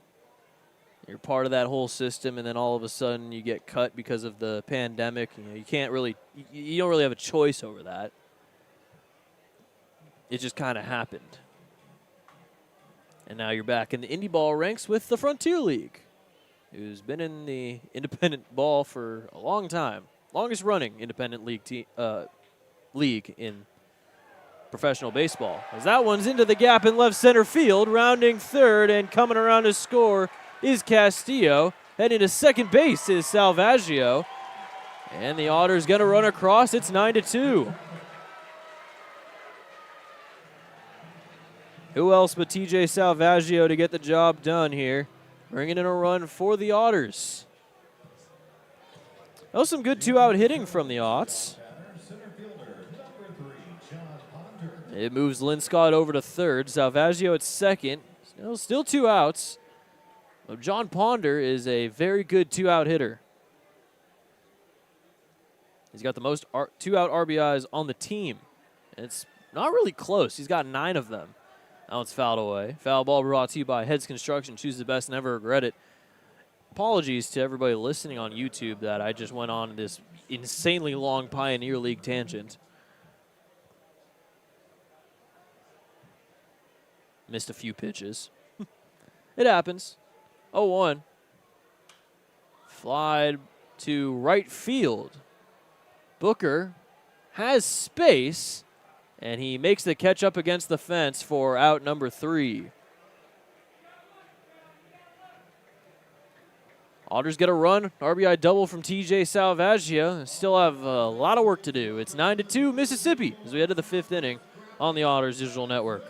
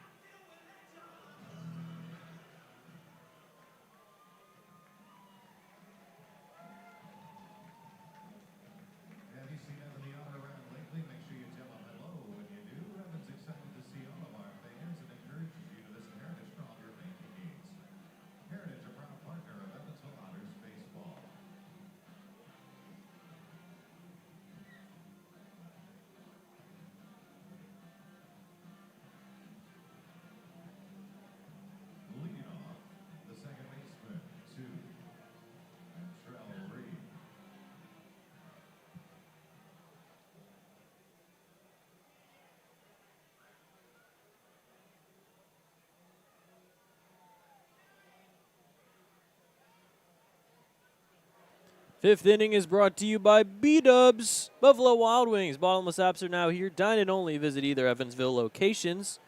5405 Pearl Drive and 715 North Green River Road for details. First pitch, I thought it clipped Reed, but apparently it didn't. It's inside for ball one. Vantrell Reed is 0 for 2. Fielder's choice in the third did drive in a run, and he ended up scoring as well in that 6-run third inning. A little high, it's 2-0. Now Vantrell Reed, only 5'9", 24 years old, from Vicksburg, Mississippi, a little bit west of Jackson, right on the Louisiana-Mississippi border. Defensive swing for Reed, and he goes around. It's 2-1. Mentioned before, played on that LSU Shreveport undefeated team, 59-0. He's been on LSU Shreveport 3 seasons.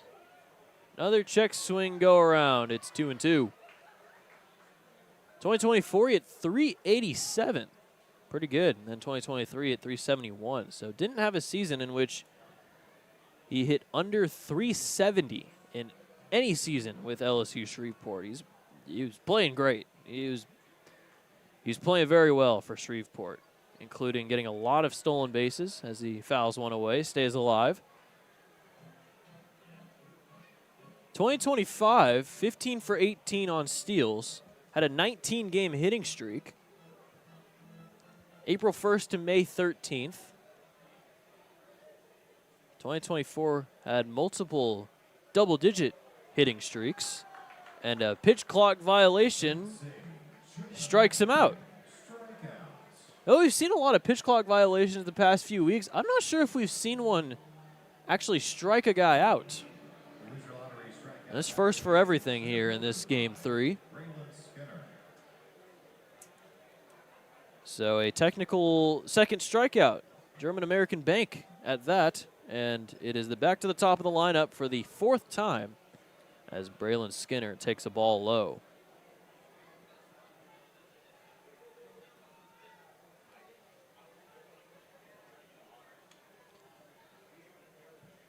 Still talking about Vantrell Reed, his 2022 season, his last JUCO year at Hines Community College. He hit .419. 72 for 172. That was a little high and away. It's 3-0. Skinner hasn't gotten a pitch to hit quite yet. He has already walked today, back in the 2nd inning. Has a single, a walk, and a sac fly. 3-0 is low, and Skinner will walk on 4 pitches. Now the 6th walk issued by Otters pitching today, as Skinner will reach for the 3rd time. He has stolen a base already today, back in the 1st inning. Stole second, ended up coming around to score on the Kyle Booker RBI groundout after he advanced to 3rd on the man up. Caston Furr, his single in the 1st. Furr's 2 for 3.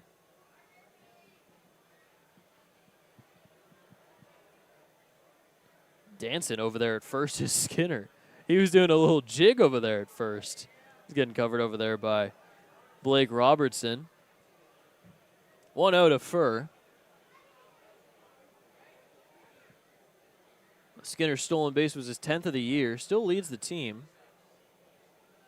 First Mud Monster to reach double-digit steals this season, as that's called a strike. It's 1-1.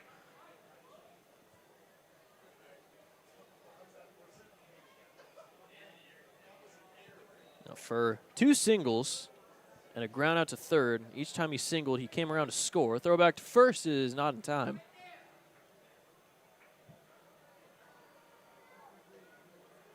Well, we're in the 5th inning, and 8 of the 9 guys in the starting lineup have a base hit for Mississippi. So that one's called a strike, and it's 1-2. The only guy that does not have a hit is Vantrell Reed, and he reached. So everybody in the starting lineup has reached base at least in this game. Caston Furr, though, the only guy with 2 hits.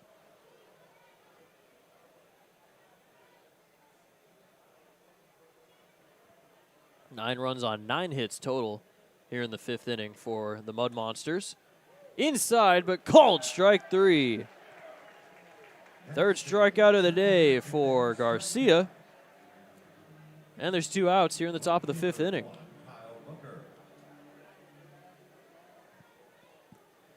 Kyle Booker. Kyle Booker. He is going to be in Otters fans' nightmares after this series. He's driven in now 10 runs in 2.5 games pretty much, including already 3 today as he fouls one back.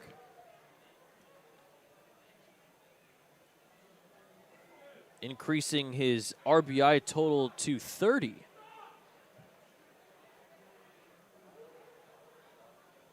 If he gets an RBI and Bobo, Check, and Crowell don't, he'll be the league leader in RBIs. Called a strike. It's 0-2 against Booker. He's really high up there on the RBI leaderboards.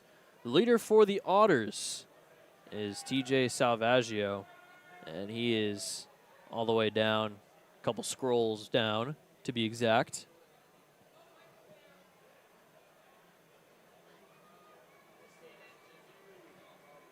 RBIs 112 for the Otters coming into this one, which is 15th in the Frontier League.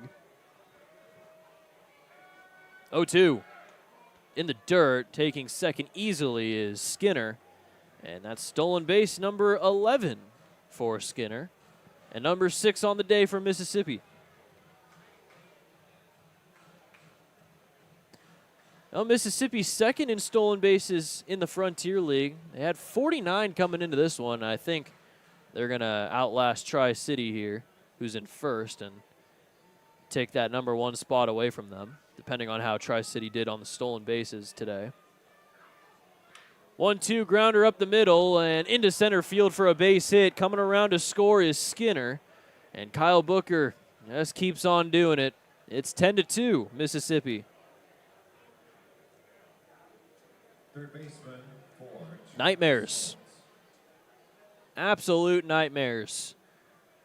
Kyle Booker just keeps on hitting, keeps on driving in runs. RBI number 31 on the season, 11 in this series, and 4 today.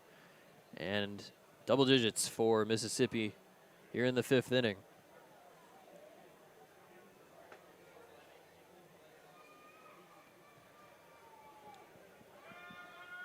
First pitch to Holt is called a strike. Now the Otters have given up 10 runs twice this season. Their largest margin of defeat was that 10-1 game against Washington, game 2 of the doubleheader back on the 13th. Fly ball into center field. Ponder makes the catch for out number 3. Mississippi gets another run, and they lead it now by 8 yet again. It's 10-2 as we're halfway home here on the Otters Digital Network.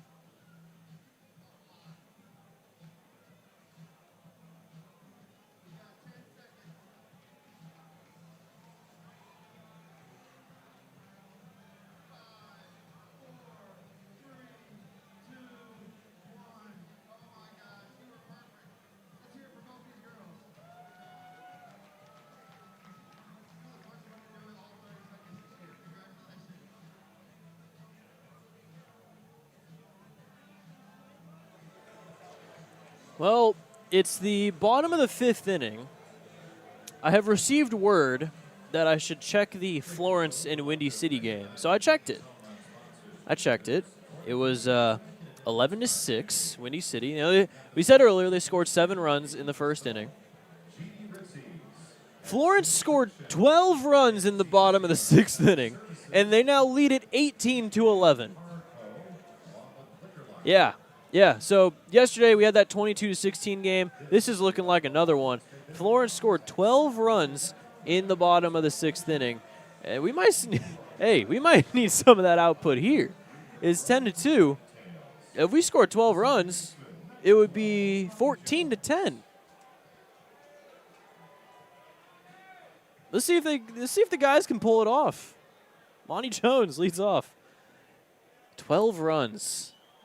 Now, I don't know the record for most runs in an inning, but that's got to be close, right? First pitch, it looked like it crossed up Payne.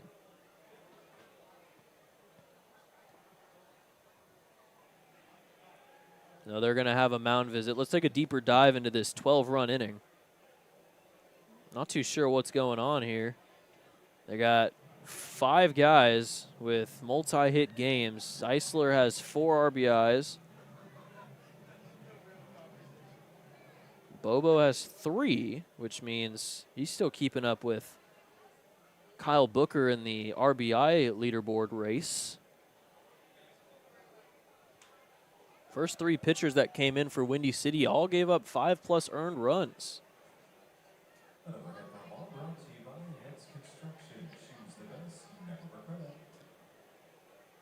1-1 to Jones.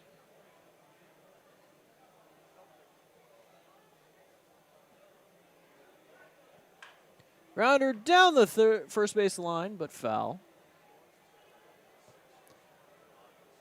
Monty Jones is 1 for 2. He has a strikeout in the first and a walk in the third. 18-11. Just staring at it. It's a football score. Not like a usual football score, but the amount of runs makes it a football score. Scoring 11 in a game is quite rare. That's into left center field and a base hit for Jones. He's 2 for 3 on the day.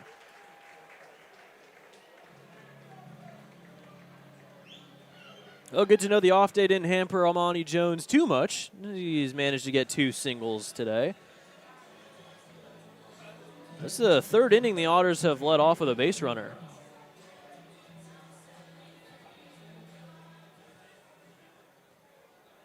Let's take a look at other scores in the Frontier League while we go through this Logan Brown AB.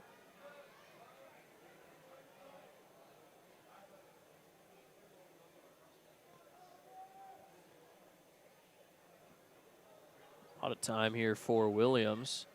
He's already been called on a pitch clock violation. Logan Brown taking all the way. Didn't even get the bat off of his shoulder.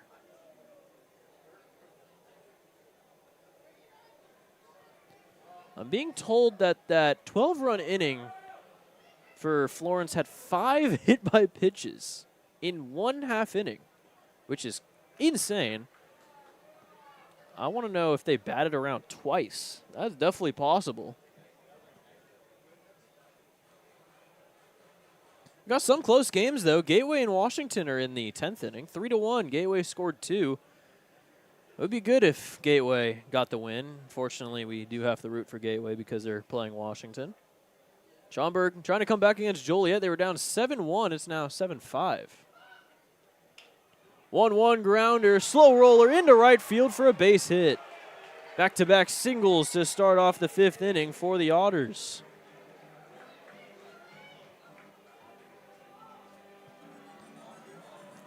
It's the start of that 12-run inning I've been telling you about, huh? Hey. Lake Erie's beating Trois Rivières 10-5. Quebec is winning again. That's all you need to know. Down east, Brockton, not 22-16 this time. It's 7-6. Florence has scored a 13th run in the 6th inning. I didn't even realize that inning was still going on. And it's 19-11. Ottawa beat New York. Sussex County beat Tri-City. We talked about that already. First pitch strike to Pierce. I thought the inning was over. No, it's still going on. They got 13 runs now.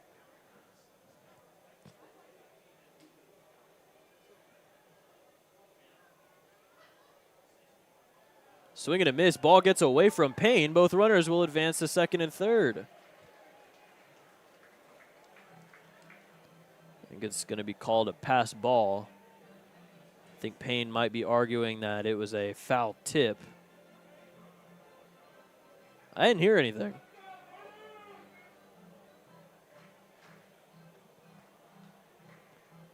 I'm pretty sure that's a pass ball. Both runners, though, advance into scoring position. Otters trying to get on the board here, trying to chip away that deficit a little bit more.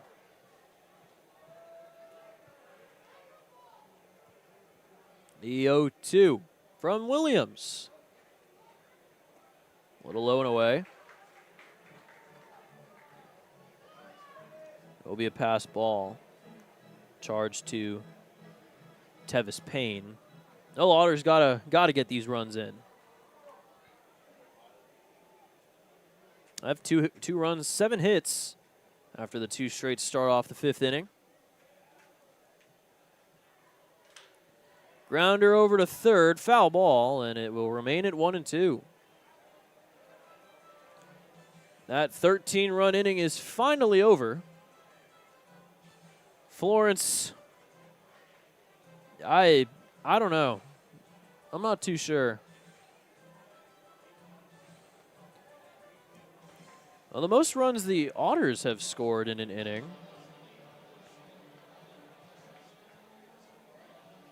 is 11.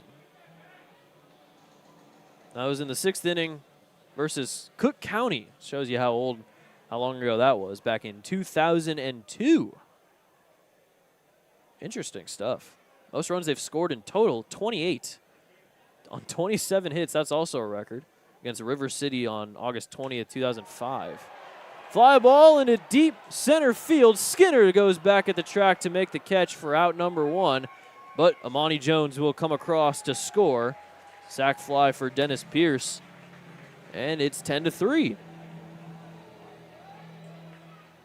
Advancing to third is Logan Brown. That was 380 on the distance. Logan Brown could have walked to third. Number 31, Blake Robertson.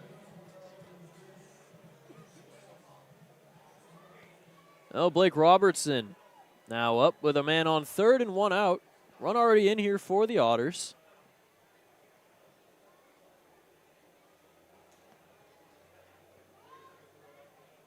Fouled back. It's 0-1.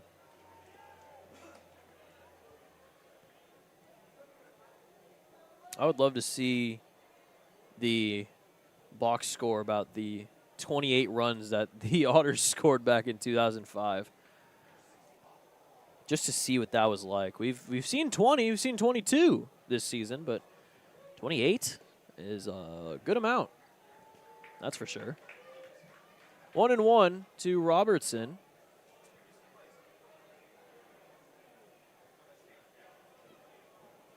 Sac fly from Dennis Pierce. His first RBI of the day. Overall 10th of the season. He's now into double digits in terms of the RBI category. That one's a little in the dirt, and it's 2-1. Robertson's 0 for 1. He walked. Came around to score the first run of the day for the Otters back in the 2nd inning, but then has a ground out to second base.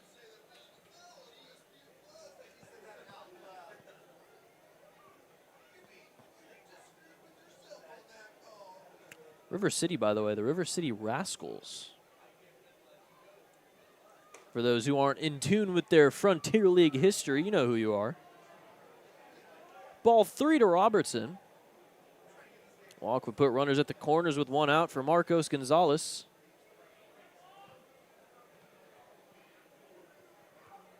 A 3-1 from Williams. Fouled away off to the left side. Foul ball brought to you by Heads Construction. You know the rest. Full count here. Logan Brown over at third. He hit a single. Moved to second on a pass ball. Then advanced to third on the sac fly from Pierce. Monty Jones came in to score. Payoff pitch from Williams. That's into left field, and it'll drop in for a base hit. Blake Robertson brings in Logan Brown. It's 10-4.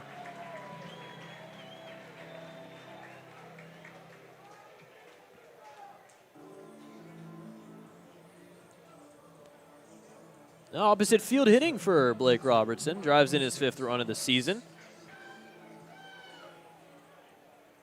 Has a hit in 5 out of his last 6 games after starting the season 2 for 23. Mentioned before, had a very slow start to the year. Picking it up a little bit now. First pitch to Marcos is outside for ball 1.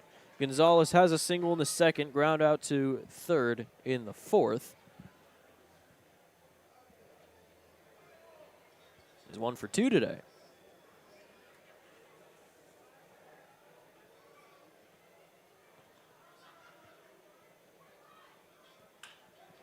Ground ball past the dive of Shield and into left field. Another base hit for the Otters. That's 4 singles in this inning. Robertson heads to 2nd. 2 on, 1 out here for LG Castillo. The left fielder, number 6, LG Castillo.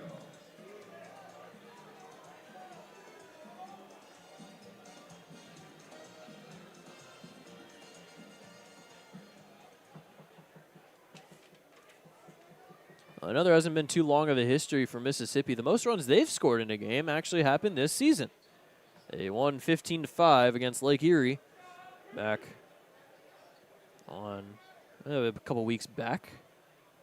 Tied that with a record last season against Lake Erie as well. Their most home runs they've hit in a game actually came against the Otters. This is July the 1st. That was the same game where Brian Williams got his career high in strikeouts with 8. It was looking like he was going to get close or break that career high within the first 3 innings, but he hasn't struck out a guy since Dennis Pierce to end the 3rd.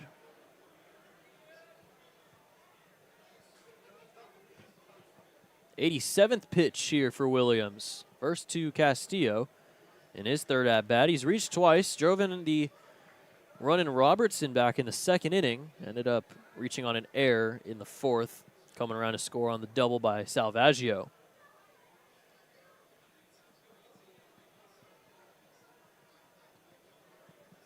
If he can hit a home run here, it'll make things a little interesting.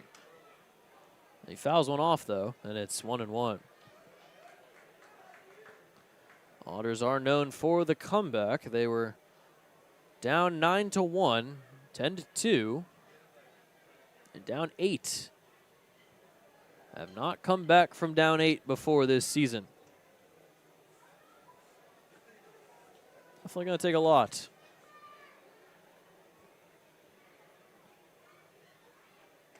Swung on and missed. It's 1-2. Well, if anything, Williams does get a lot of innings out of the way for Mississippi. They do have a couple guys in the pen warming, though.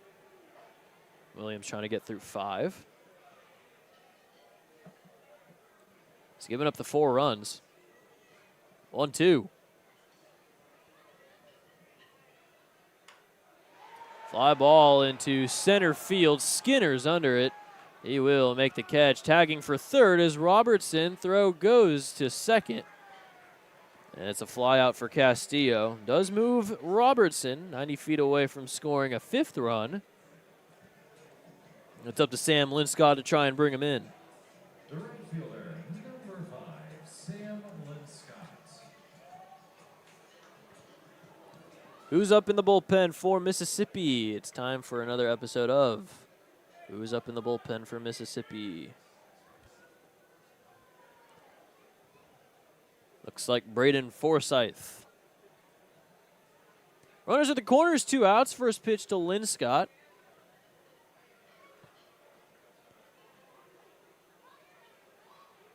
Really cutting it close is Williams with the pitch clock. Check swing foul, though, for Linscott. It's 0-1. Oh, Williams has gone 5, 4 2/3, then 6 1/3, 4 2/3 again, and then 6 innings in his 5 starts. Even though he's given up a lot of runs, he still goes pretty deep into games, saves the bullpen arms. Fouled off to the right side. It's 0-2. And especially with the 3 games that Mississippi is playing 3 more against Gateway. Gateway is going to come off of a extra inning game and then an overnight bust. That is ugly. Oh, I feel so bad for them. Schaumburg is tied up at 7 now against Joliet. They were down 7-1. That one gets away from Payne. No advance at third, but Gonzalez will head to second base on the wild pitch. Not sure if Robertson really got a good read on that one to see if Payne was going to grab it or not. A chance to drive in a couple runs here with a base hit for Lynn Scott. He is 1 strike away, though, from ending the inning against Williams. Most likely will be Williams' last inning.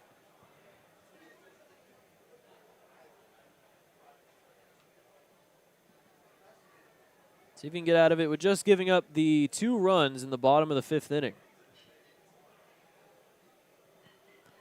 Time is called. We'll have a mound visit. Oh, Williams so far 4 2/3, 9 hits, 4 earned runs, 2 walks, and 5 strikeouts. 5 strikeouts ties his season high with his first start against Gateway on the 8th of May.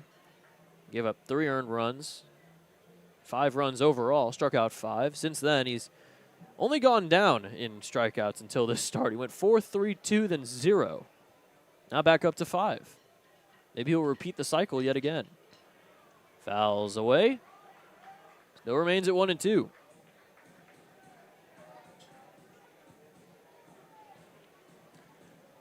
There's a couple of records on here for Evansville that not sure will ever be beaten. I'm looking at you, longest game innings, 17 of them. That's literally impossible now. Grounder up the middle, into center field, a base hit. 1 runs in, Gonzalez will score. Sam Linscott brings in 2 more, and it's 10-6.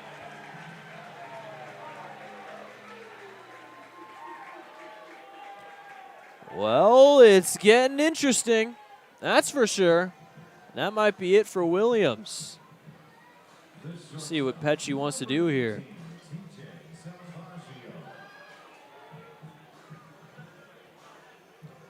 It's getting a little tense. They're going to keep Williams in for Salvaggio.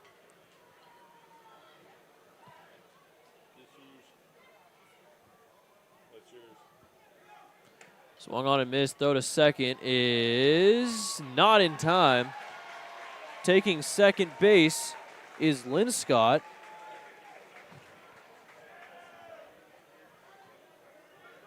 He moves into scoring position with 2 outs.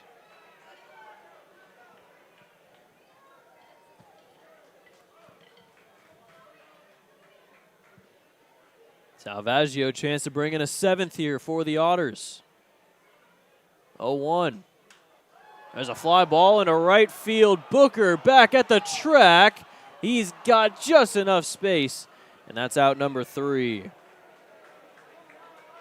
Well, the Otters are making things interesting. They score 4 in the bottom of the 5th, and it's all of a sudden pretty close. 10-6, heading to the 6th on the Otters Digital Network. Ladies and gentlemen, I have so many Jacobs Village door prizes to give away. I don't know what to do with myself. So I'm going to rattle off several names here of winners who are going home with a Jacobs Village door prize. If I say your name, go to the Jacobs Village table and claim your door prize. Okay, are you ready for these names? First name being Jane Dyson. Jane Dyson. Next name, Becky Sopp. Becky Sopp. The next name, Serenity Payne. Serenity Payne. Tanya Hertz. You're a winner. Congratulations, Tanya Hertz. Catherine Devine. You are a winner. Catherine Devine. Carolyn Gillis. Carolyn Gillis. All of these winners go to the Jacobs Village table to claim your door prize. Susan Roby. Susan Roby, you're a winner.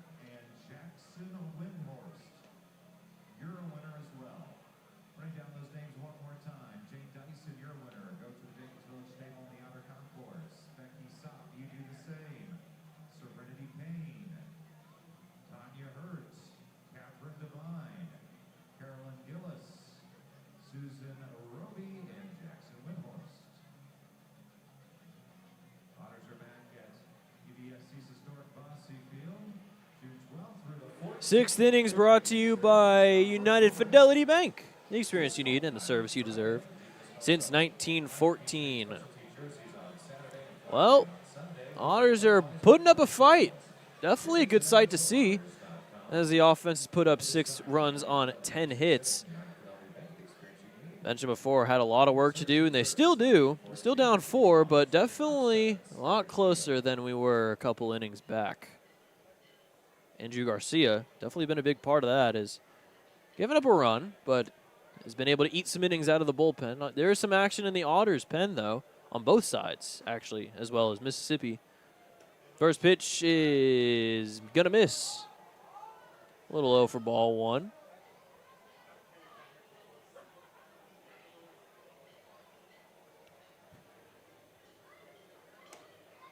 Another one outside. It's Slater Shield leading off, then Tevis Payne and Andrew Simo. Mentioned before, everybody in the starting lineup has a hit except for Vantrell Reed. See if he comes up. He's due 5th in this inning. Outside, ball 3.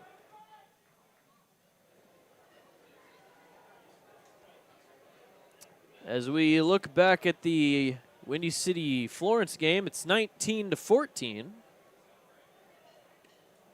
It's been a very interesting couple of days in the Frontier League, as that's ball 4. And another walk issued by Otters pitching, number 7 on the day. The catcher, 3, Tevis Payne, the second. Third leadoff walk for the Mud Monsters in this game.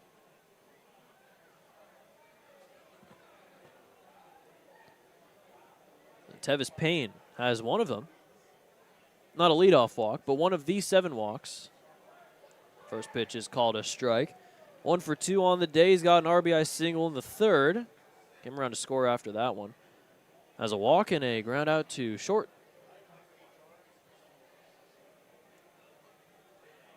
0-1 a little low. Makes it 1-1.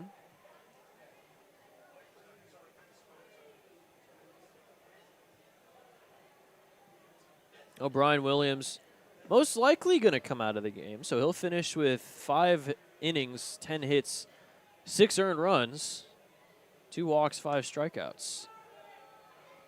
It started pretty well, ended relatively close to his last outing. Gave up 10 hits, 6 earned runs against Tri-City on May 30th. Did only walk 2 as well, but the difference is he pitched 5 innings and struck out 5 and is still in line for the victory. This would be his first of the season. Time called. Well, Williams last year went 6-6. Runner on first doesn't go, even though fakes it out a little bit. That one's in the dirt. It's 2-2 to Payne.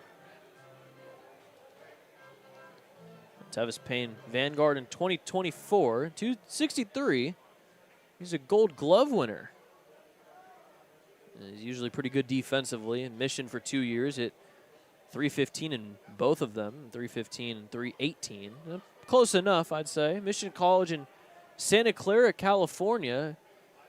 Pretty much right next to San Jose, where he's from. 2-2. Swing and a miss, strike 3. 4th K of the day for Andrew Garcia, and that's out number 1 in the 5th inning.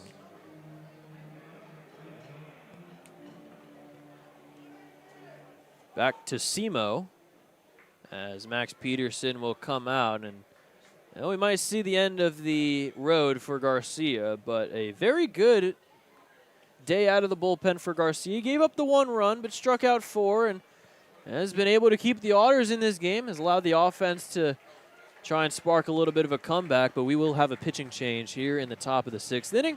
So we'll take a quick break on the Otters Digital Network.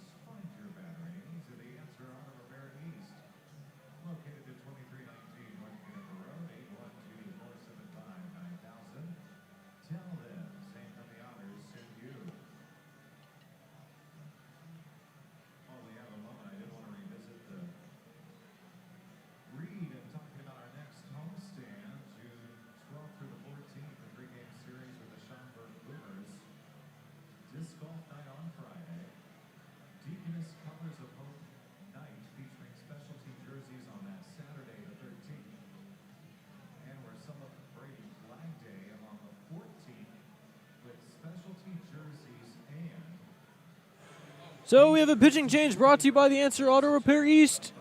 Find all your battery needs at the Answer Auto Repair East, located at 2319 North Green River Road, or give them a call at 812-475-9K. It is Nolan Thebe into the game for the Otters. Andrew Garcia, solid, 2 2/3, 2 hits, 1 earned run, 2 walks, 4 strikeouts.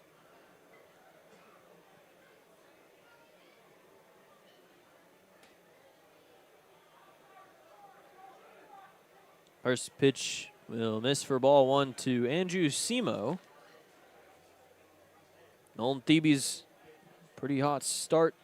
His last 2 has already pitched in this series back on Tuesday through 2 2/3 scoreless. Runner goes, called a ball, throw to second base is not in time.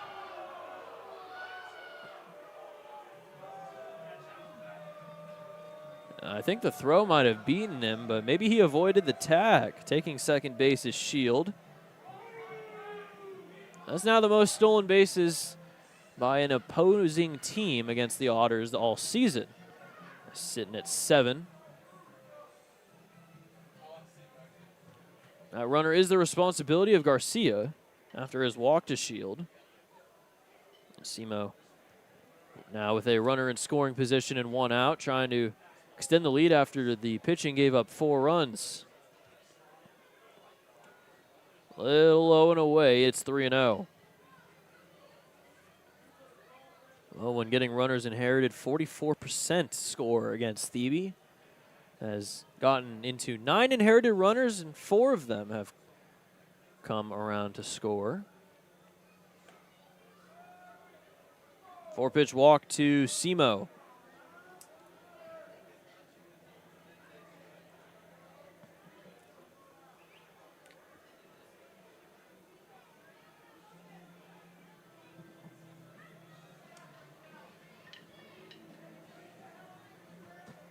Simo changes helmets to go onto the base pass, and I would have to assume that is because of the injury that he faced that took him onto the IL. He got hit in the face, and that caused him to go on the IL, so I think the helmet he has a little bit of a mask on it, and he changes helmets to do the base running compared to the hitting. Didn't realize it at first, but now it's all kind of coming together. Strike 2 against Fritz. Thebe 2.25 ERA in 16 innings. He's given up 9 hits, 4 earned runs, 7 walks compared to 18 strikeouts. 1 strike away from number 19. The 0-2 to Fritz. Fouled off the mask of Brown. Still remains at 0-2. Mud Monsters have only won back-to-back games twice this season. It's been a lot of win-loss for them so far this season. One of those was against Tri-City in their last series. 2 6-3 victories for them. 0-2 inside, and it's 1-2.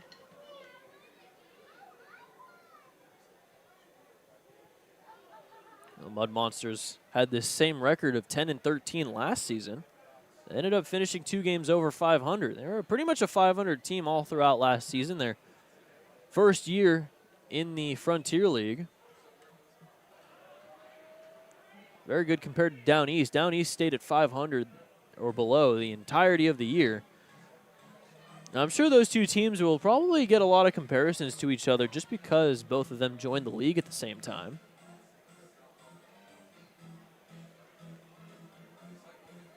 Long at bat here for Fritz against Thebe. 10-6 Mississippi here in the top of the 6th inning.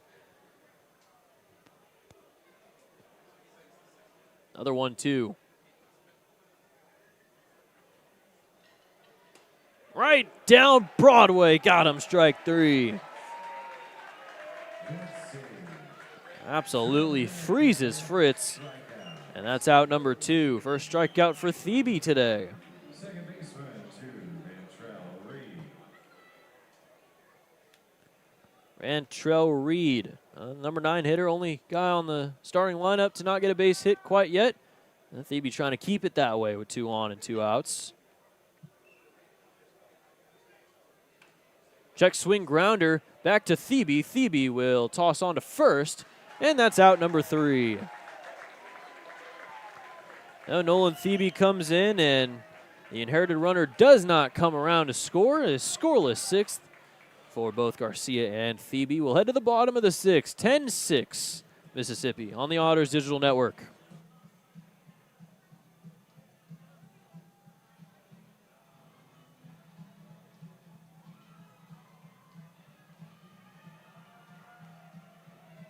Time for dance cam. I need everybody to get up and show us those dancing moves. Our top dancer is going home with the prize. Let's get to dancing. And Jacobsville would like to recognize and thank more of its home-run sponsors for their generous support and commitment to making a difference in our community. Southwest Graphics, TMI Fabricators, Torian Insurance, and Wolf Financial. Skip the line or make from the comfort of your own home with self-service options and Heritage. Heritage, a proud partner of Evansville Otters baseball. And this is the United Fidelity Bank 6th inning. United Fidelity Bank, the experience you need and service you deserve since 1914.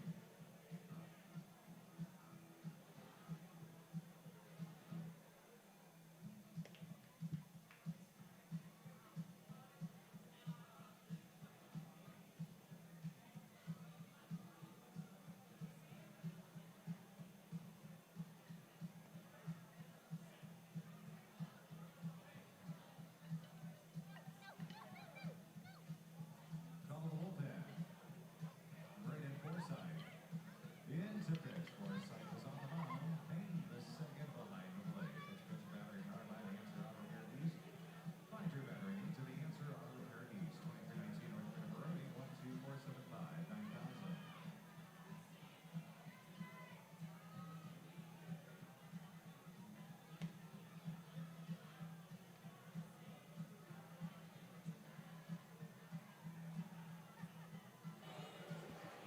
Bottom of the 6th inning, Otters down 4. They were down 8 at one point in this game. It's a new pitcher, though, as Brian Williams comes out of the game. 5 innings, 10 hits, 6 runs, 2 walks, 5 strikeouts. New pitcher's Braden Forsythe. First pitch is outside for ball 1. Forsythe, 11.32 ERA and 10 1/3. He's got an 0-2 record. A lot of 13s on his docket. 13 hits, 13 earned runs, 13 walks. He needs 1 strikeout to get 13 strikeouts on the season. It's fouled back. 1-1. Pitched in 2 games of the Tri-City Series. 2 scoreless on the 25th, and then 2/3 of an inning. Gave up 2 hits, 3 earned runs, and walked 3. So 2 very different outings against Tri-City. Slow chopper over to short, Shield throw on to first, and it's in time for out number 1.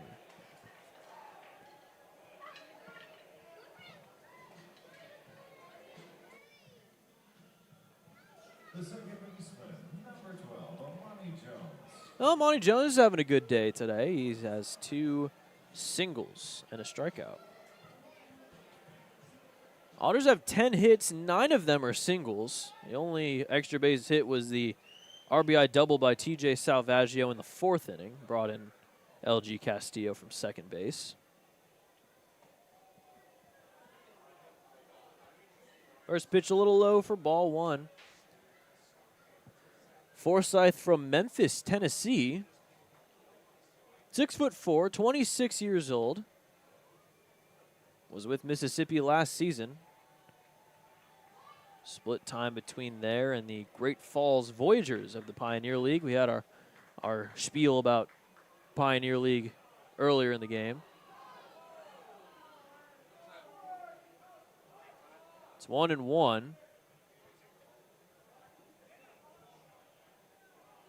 Time called. Check swing was given a go-around. Andy McCauley is not happy over at third base. Might get tossed. We'll see. See if he draws the line here. He did argue yesterday as well. Home plate umpire Will Nileski is coming out all the way to third base as Miguel Rivera Cruz is out there at third base, getting the brunt of the arguments. They're moving into left field. Rivera Cruz trying to kind of walk away from McCauley all the way into shallow left field. I think Andy McCauley, between this series and the Windy City series, is tired of the umpiring crew we've seen the past 5-6 days, and I think all of that anger has kind of boiled over into one specific argument because, in all honesty, it literally was just a check swing, but it's been so many different things that I think Andy McCauley has had a opportunity here, and oh, wow. He is squatting behind home plate. He's giving us a show.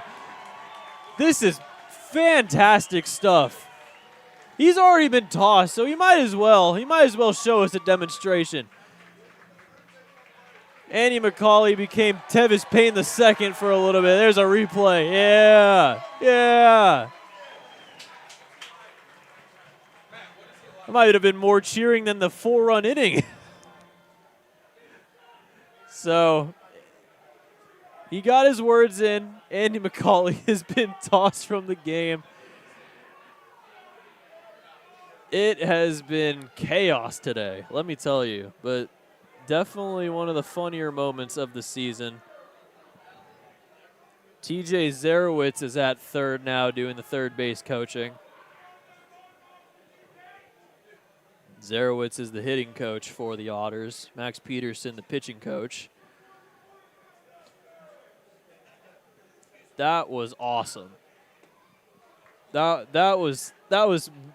If you stayed for this, if you're still here, if you're still listening, watching, something of the sort, I think you deserved something like that to happen because it was beautiful. It was absolutely beautiful.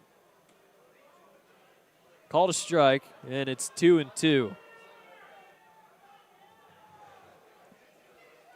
But as mentioned before, I think that's everything in the past 5 games boiling over for McCauley. And I think that check swing kind of took him over the edge. Grounder to first, toss back to Forsythe, and that's out number 2. Because it feels like we've had a bit of an issue with the umpires in every game, coming from the 2 games in Windy City over to each of the 3 games here. McCauley's had something to say, and it's mostly been rightfully so as well. And especially as well with the umpiring situation in Gateway, it's been a rough stretch in terms of the umpires. Swung on a miss by Logan Brown, and it's 0-1.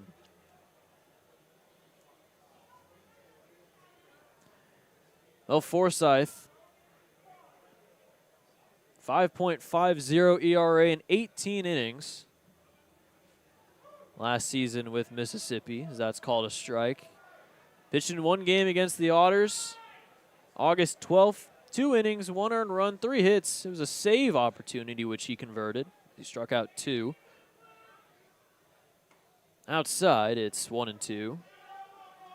Really big looping 12-6 curve for Forsythe.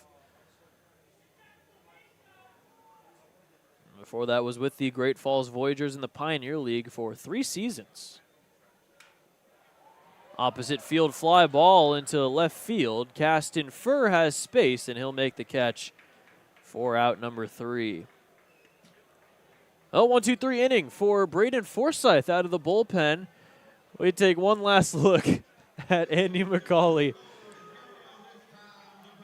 I think the Beersy jersey just makes it so much better as well. We're heading to the 7th on the Otters Digital Network.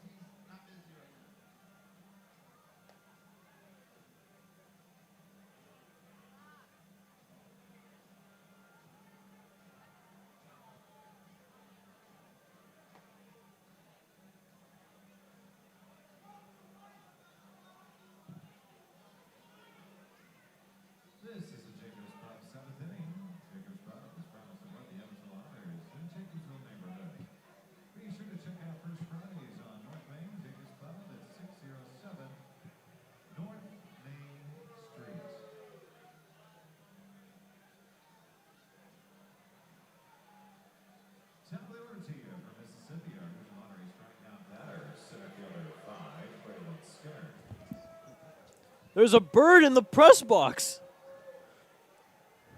There's a moth, a big old moth. Something. What is that? Something's in here. Sorry. It's the biggest moth I've ever seen in my life. Not fond of moths. What is going on? This has been a game, man. I don't know what's going on. Thebe's back in for another inning of work, facing off against the top three in the order: Skinner, Furr, Booker. We're still trying to catch the moth. We're really trying in here. Grounder to short. Salvaggio will toss on to first. Very close. But it is in time for out number one. Oh, everybody's still here. Hi, my name is Evan Patoka. We've had a big, we've had a lot of stuff happen today. And a shout out to Director of Comms and my boss, Matthew Will, for catching the moth. By the way, for that ice cream deal, only the third base concessions will have that half-price ice cream deal for you. The chill zone. So it's Caston Furr with one out. Feel like I'm all out of whack after the moth. I called it a bird. That's how big it was. It looked like a small bird. First pitch called a strike. It's 0-1. Caston Furr is 2 for 4.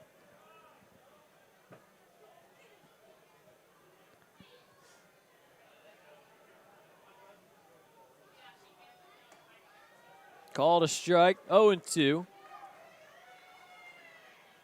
Time called for 2 singles. First in the third inning. Ended up scoring both times.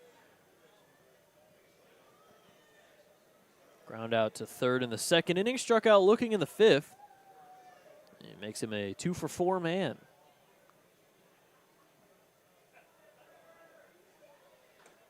Outside, it's 1-2. Still thinking about the ejection. Absolutely fantastic.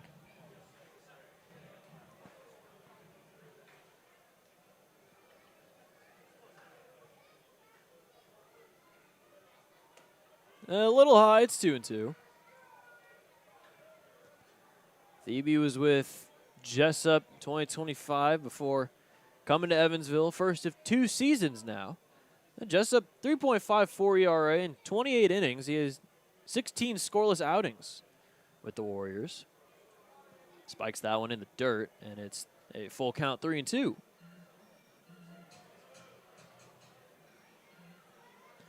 Well, Thebe definitely known for being the good guy around the team. You know, he's been a good leader. He's also been very good in the community.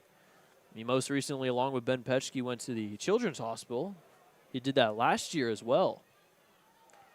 Inside, and it is ball 4. Caston Furr will walk. That's a walk number 8 issued by Otters pitching. Furr will take first. He'll reach for the third time today. Kyle Booker. Kyle Booker is going to be in the top 5 most hated people in Evansville after this series. That's for sure. He's playing really well. He's playing really well.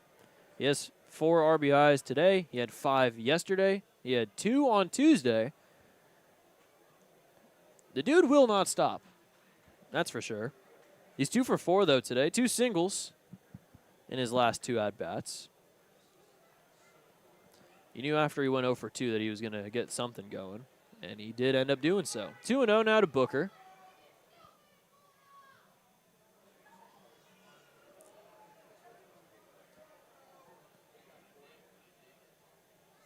Few seasons at Tennessee for Booker. Hit .310 his first year with the Volunteers. So that's called a strike. It's 2-1. Was with Tennessee in 2023. He ended up playing under Tony Vitello, the Giants manager now. The Giants not necessarily having the best season this year, but Still cool to have your college coach end up going all the way to the major leagues, just straight up through. Fouled off 2-2. That last season at Tennessee, Booker hit .236 in 28 games. His best season was his first, where he hit .310.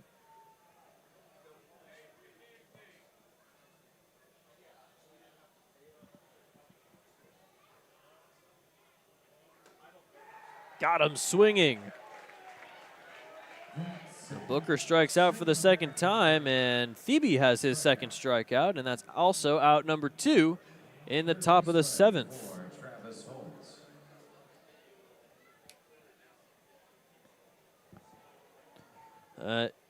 Is going to bring up Travis Holt.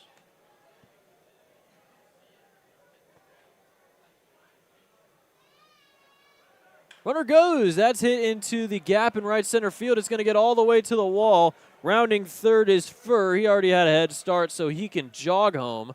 And Travis Holt has a RBI double. That'll make it 11-6. Good piece of hitting the other way for Travis Holt, driving in his second run of the day. Caston Furr coming along all the way from first. Makes it 11 runs on 11 hits for the Mud Monsters, as our offense has been putting on a show in this series.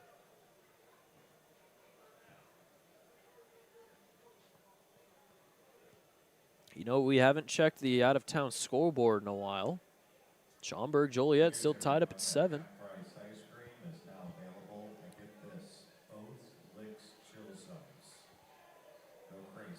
Called a ball to Shield. 20-17 is the score for Windy City and Florence.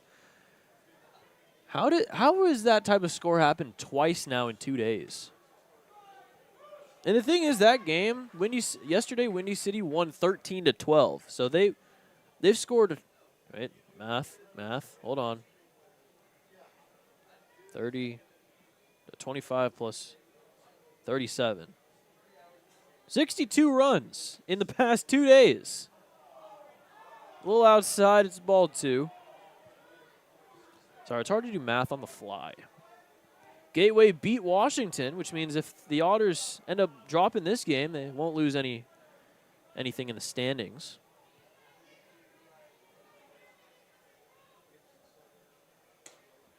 Called a strike. It's 2-2. Lake Erie scored 7 in the 9th, and they blew out Trois-Rivières 17-5. New Jersey almost made a comeback. They scored 5 in the 9th, but still lost 11-9 against Quebec. Quebec is 18-5.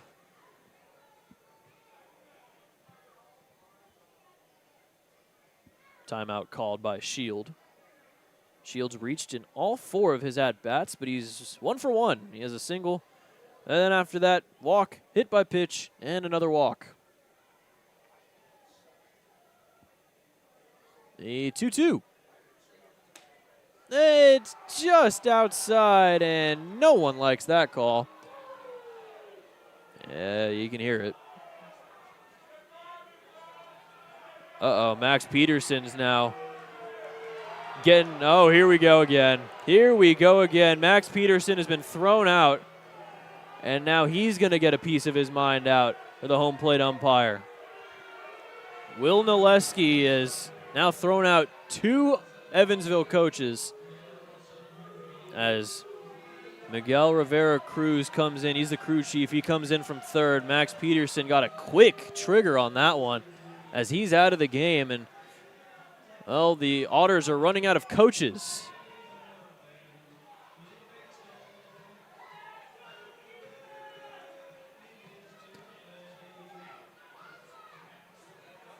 Next man up, TJ Zarowitz is the new manager.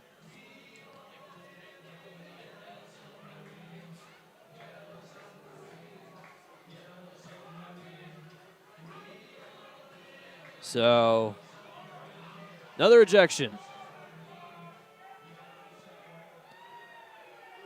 Some crazy stuff going on here in Game 3. 3-2. Payoff pitch from Thebe. Fouled into the glove for strike 3. Even with the umpires not on our side, they still get the job done. Thebe does give up a run. RBI double to Travis Holt. And it's time to stretch here at Bosse Field. It is 11-6. Another replay of Max Peterson getting thrown out. We'll be right back on the Otters Digital Network.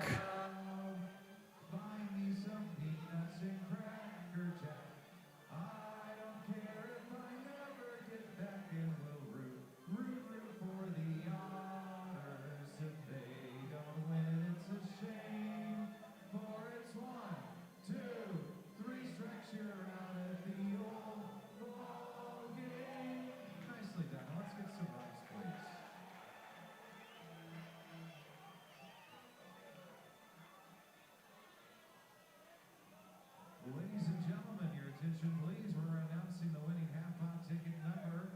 The winner going home with $1,133 this evening.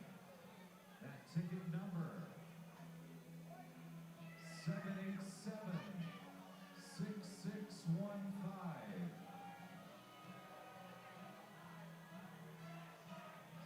787-6615. 787-6615. That's your winning ticket number for $1,133. Go to the Jacobs Village table. 787-6615. We're stretched. I hope we are, because it's the Jacobs Pub 7th inning. Jacobs Pub is proud to support the Evansville Otters in the Jacobsville neighborhood. Be sure to check out First Fridays on 607 North Main Street. Well, with Billy Easley at first and TJ Zarowitz at third, the dugout is just players. No coaches, just players. Dennis Pierce leads off. Forsyth back out there for another inning of work. It's a strike, makes it 0-1. It's been one of those games. It's definitely been one of those games. 0-1 a little inside.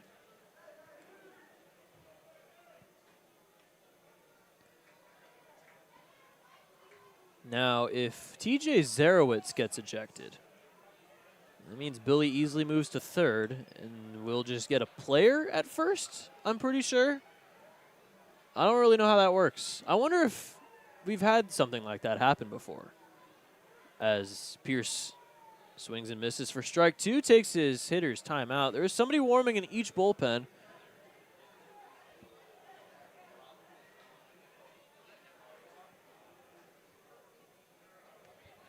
One-two to Dennis. Little inside, fastball. 92, a little high and in. 2-2.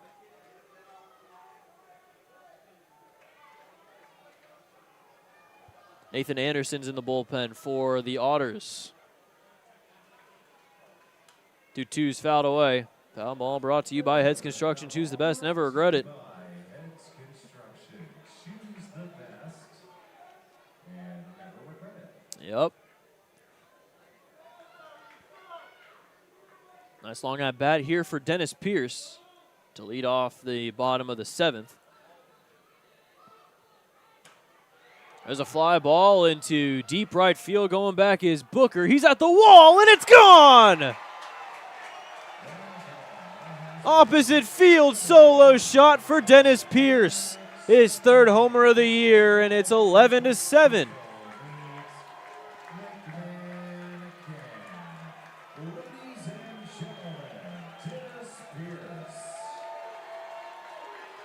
And Dennis Pierce needed that one.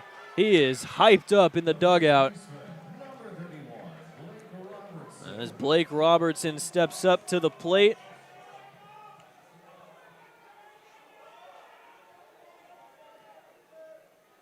Dennis Pierce hadn't homered since May 9th. He hit 2 in that series against Florence, hadn't hit 1 until now. 0-1 against Robertson.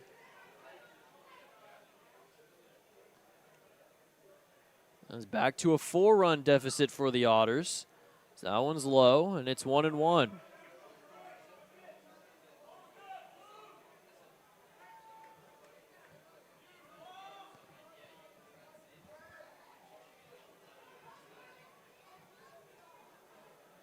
One pitch from Forsyth.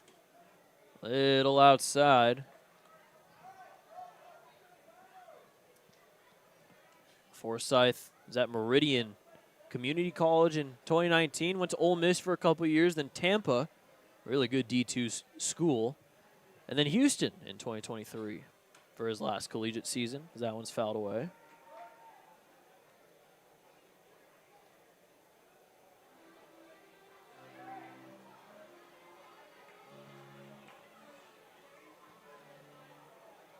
Last year with Houston, 2023, 6.08 ERA in 37 innings.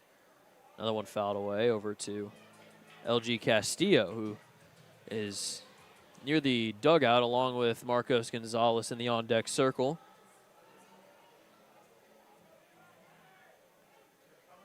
Didn't get too much playing time with Ole Miss. 2-2. It'll in the dirt, and it's a full count.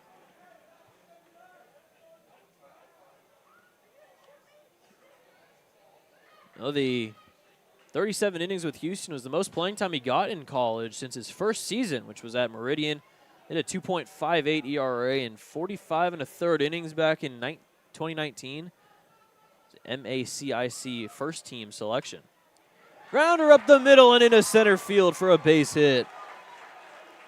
Blake Robertson's got 2 hits on the day. Otters trying to come back here. Still down 4, but they're now out hitting the Mud Monsters 12-11.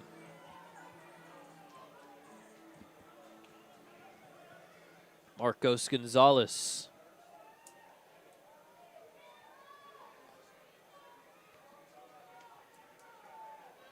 Still some movement in the Mississippi bullpen in case things go wild here for Forsyth, as that one misses for ball 1.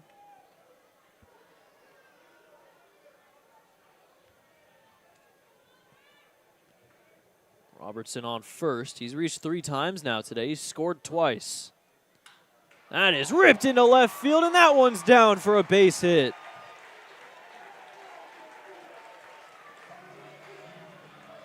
We're in business here in the 7th inning.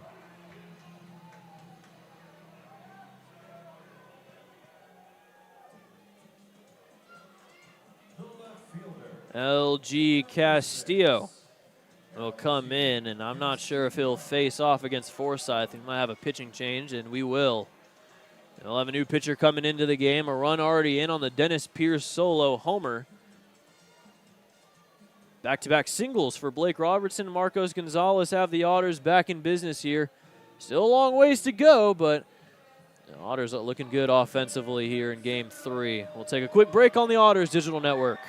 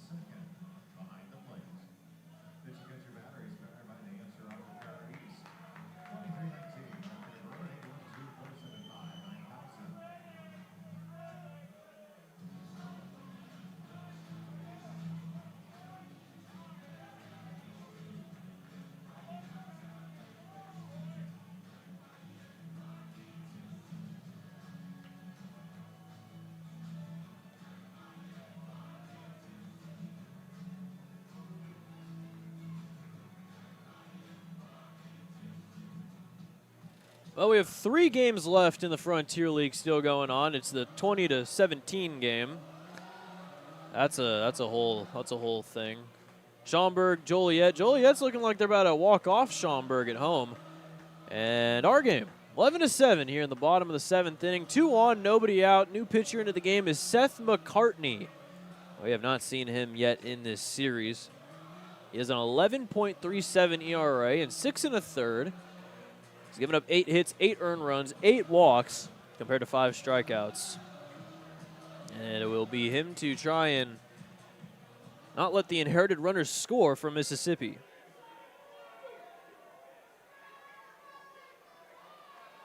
LG Castillo. Called strike 1. McCartney from Brandon, Mississippi.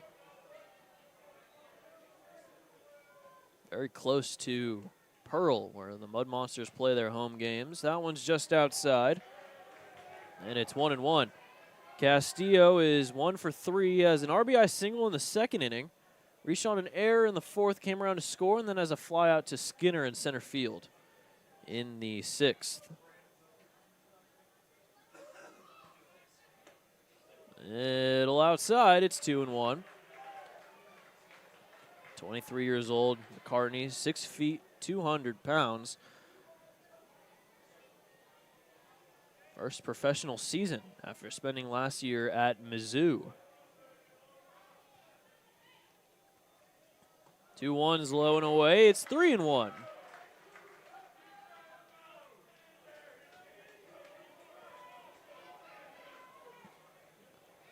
A walk loads the bases, still with nobody out for Sam Linscott. 3-1. Called strike 2. The lower half of the zone there for McCartney. 23.73 ERA in 11 innings at Mizzou last season. His best season at Meridian Community College was a 5.94. The ERA has always kind of been up there for McCartney. Payoff pitch to LG. Is ball 4. Great take from Castillo. And his walk loads up the bases with nobody out for Sam Linscott. We'll say this, the Otters are in slam range, and they got the bases loaded. No grand slams yet this season for Evansville. This place would go nuts. Absolutely bonkers if it were to happen, though. Linscott, 14 home runs in the Pioneer League last season.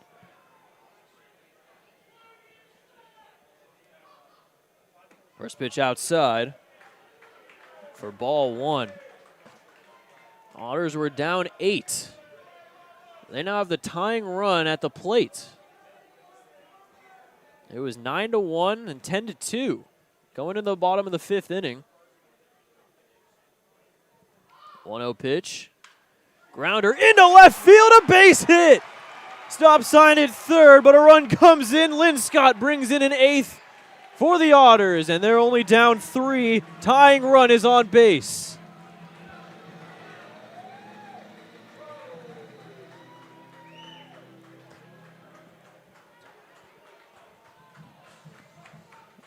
If they can pull this off, my goodness.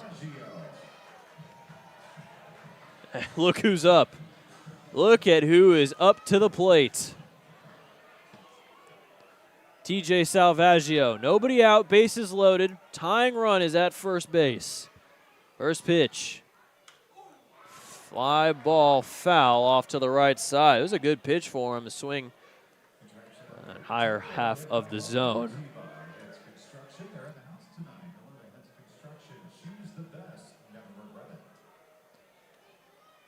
It is madness here.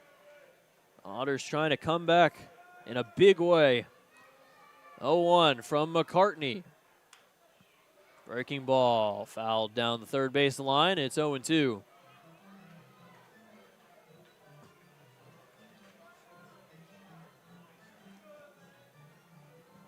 Anything into the gap could most likely tie this game up. 0-2 from McCartney. Soft roller over to third. Throw on to first is in time. Another run comes in, though. Gonzalez sneaks in through the back door. It's 11-9.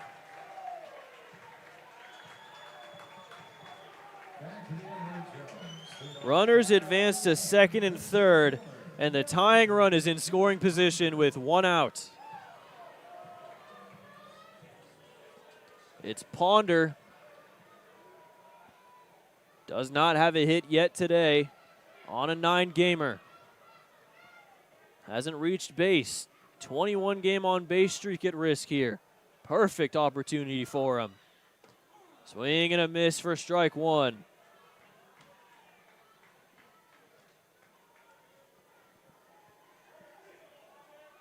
One out, so any grounder up the middle could also make this game closer. 9 runs on 14 hits. McCartney the 0-1. Inside, it's 1-1.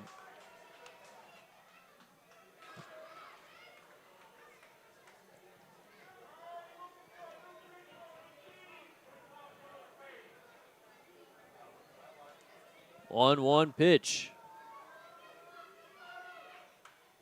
Ripped down the line. It's foul. It's 1-2. Ponder has a strikeout in the first, a fielder's choice in the second inning, a fly out to right field in the fourth, and then in the sixth he grounded out to shortstop. Trying to avoid going 0 for 5 today. So everybody else in the lineup has a base hit. His chance is now. 1-2. That's outside. Count evens up at 2 apiece. Now Ponder definitely is fond of the long at-bats here.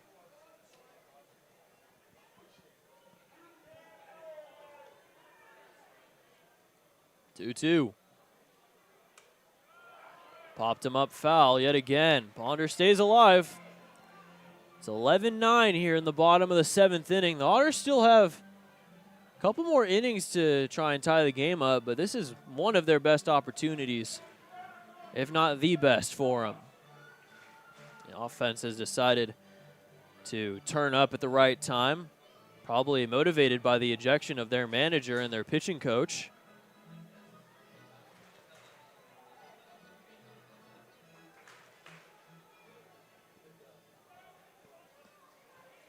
Two yet again after the foul ball and the mound visit. McCartney kicks and deals.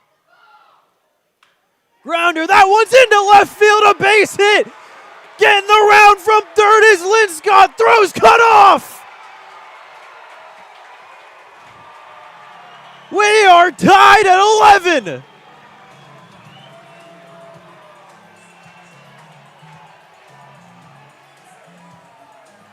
Pandemonium at Bosse Field.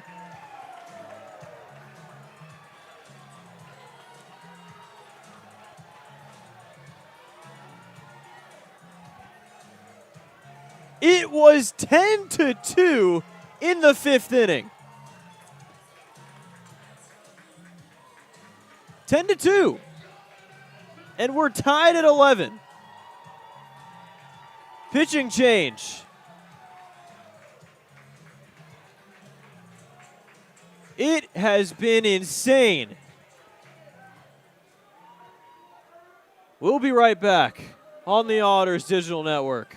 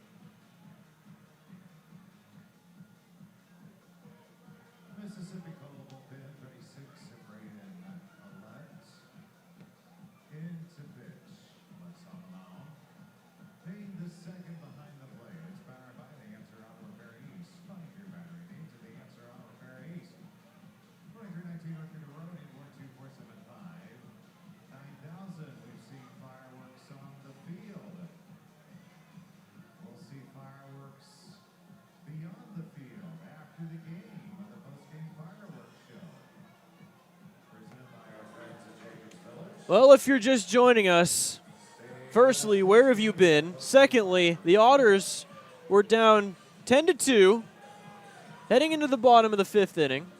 It's now the bottom of the 7th, and it's 11-11. That's what you missed. You missed a lot.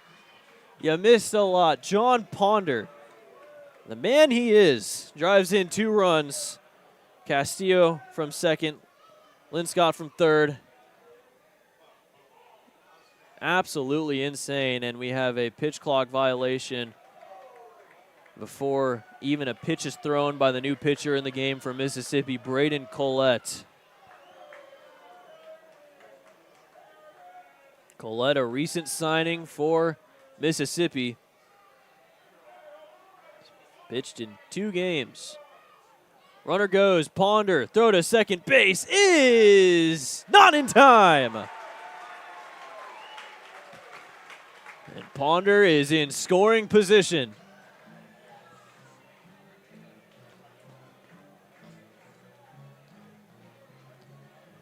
All of a sudden, in the blink of an eye, we're tied up. Insane stuff here in Evansville. 2-0.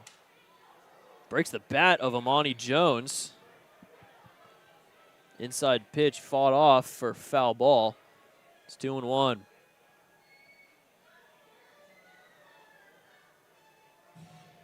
Eight-run comeback. And all of a sudden, we're back at a tie ball game. It's what the guys have been doing all season.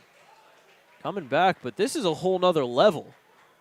They came back down 6 against Florence on the 9th of May. It was their highest comeback. Came back from 4 in game 1 of the series. 8 is an entirely new territory for these guys. High, and it's ball 3.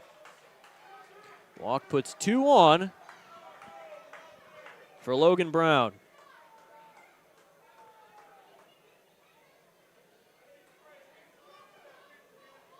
Four runs in the 5th, 5 runs here in the bottom of the 7th. 3-1. It is ball 4.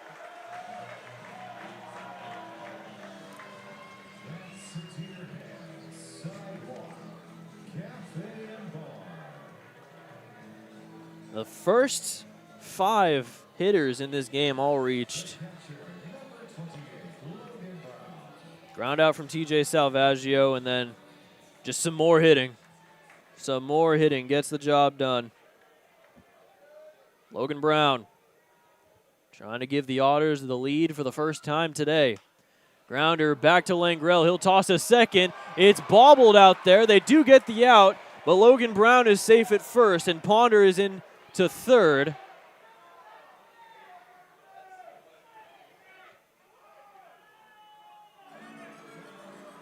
Staying on the bag was Reed. The throw was a little low. Dennis Pierce led off the inning with a solo homer. That feels like ages ago. The Otters have batted around here in the 7th. John Ponder on third with Logan Brown on first. 2 outs, though. The Otters have been a good 2-out team in terms of hitting. That's low. And it's ball 1.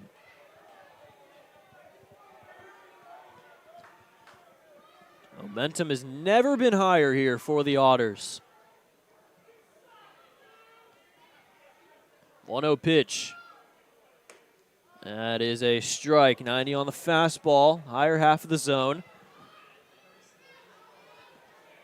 Ponder 90 feet away from that 12th run, that beautiful 12th run. 1-1. Fouled away, and it's 1-2. Overhead foul ball brought to you by X Construction. Choose the best. This has been by far the craziest game of the season. And we threw a no-hitter on opening day. I feel as though this was crazier. 8-run comeback. Andy McCauley and Max Peterson got ejected. Straight chaos on this Thursday night. 1-2. Curveball's a little high. Colette's only outing of the day, or of the season. May 29th against Tri-City. Gave up an earned run. 2/3 of an inning, also walked 2. It is a little bit wild.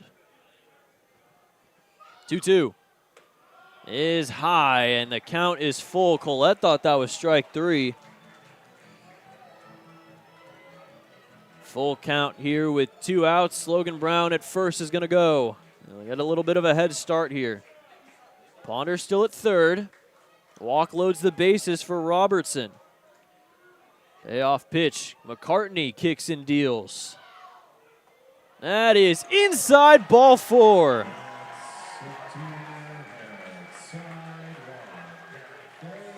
Three walks in this inning, and the bases are loaded for Blake Robertson.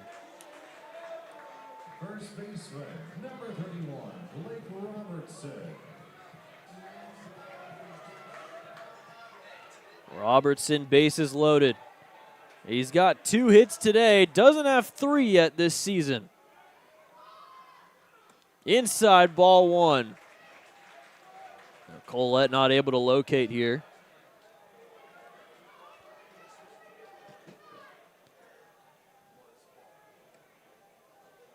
What a game this has been. Otters got to put the cherry on top here. That's low. Good block from Payne. Scoop off the dirt. 2-0. Walk. And we're up 1. Some more action in the bullpen for Mississippi. Otters, because of this 5-run inning, have had to completely change their game plan in terms of pitching. 2-0 from Colette. It's 3-0. Colette not able to locate. Otters dugout wants the crowd hyped. Large crowd here on this Thursday night. 1 ball. 1 ball, and we have the lead. 3-0. Called a strike. You got to keep the energy high here. 3-1. Colette still not able to locate, though, the first 3 balls. Kicks and deals the 3-1. Fouled away, 3-2. Now payoff pitch here with 2 outs. Everybody's running. Ponder at third. Brown at second. Pierce at first. Anything close, might have to fight it off here. 3-2. He gets a piece of it. Doing exactly what he needs to do. Surviving for another pitch. Anything way out of the zone he can look at.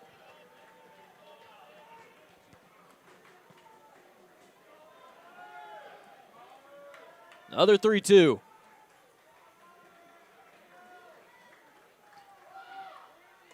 There's ball 4. An amazing at-bat from Blake Robertson, and the Otters have the lead for the first time tonight.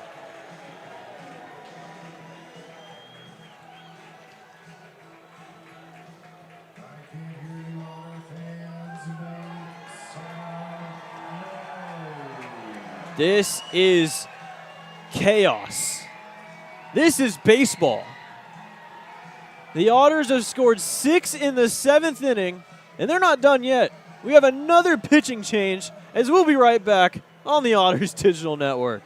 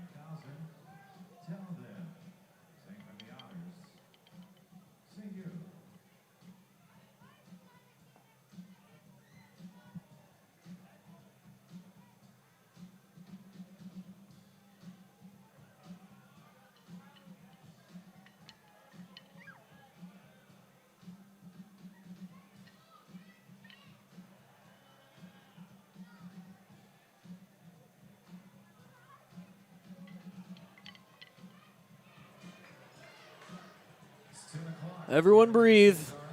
Everyone breathe. This is really happening. 8-run comeback. 12-11, the Otters lead it. The Otters heading into the 5th inning were dead and buried. And they came back from the dead and have brought it all the way back. Now lead it 12-11, and now they look for insurance for the first time today. Marcos Gonzalez, the 12th man to reach here. 12th man to bat in this inning. Gage Bim is the new pitcher, the only lefty out of the pen for the Mud Monsters. Coming in to face 3 righties. An interesting decision. See if it pays off for him. Otters trying to extend their lead. Something I never thought I'd say in the 4th inning. A little high. Ball 1. 94 on the fastball, but wasn't able to locate it. Bim hasn't gotten too much playing time this season. 18 ERA in 1 inning. Pretty skewed on the ERA side of things. 1-0 pitch. Fouled back.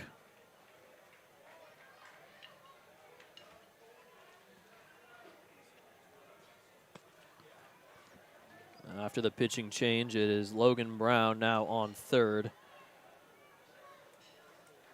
Dennis Pierce on 2nd. Blake Robertson on 1st. 1-1 from Bim. Swing and a miss. It's 1-2.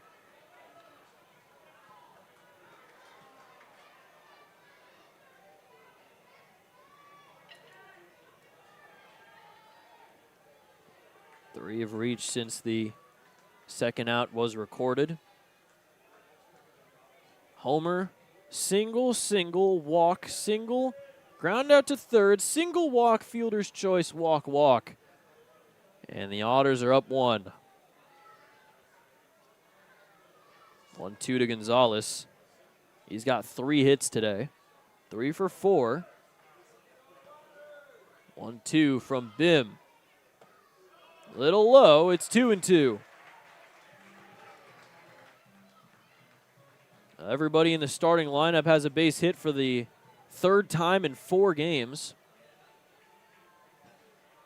5 players have multi-hit games. Gonzalez, the only guy with 3 hits.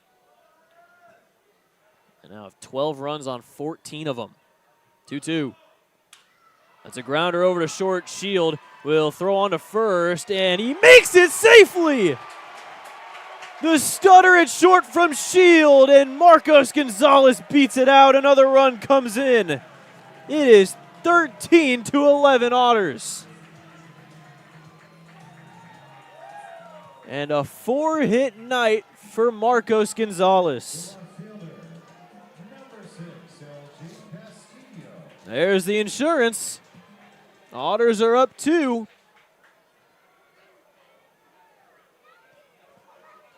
Seven runs in the 7th.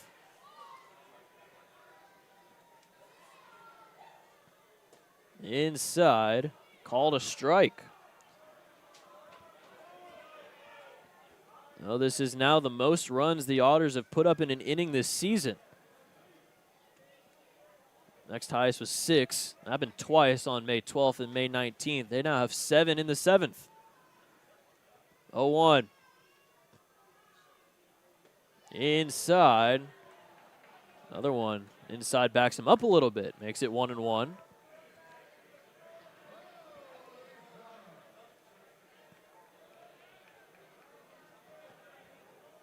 Everybody moving up 90 feet after the infield single. Now it's Pierce at 3rd with Robertson at 2nd, Gonzalez at 1st.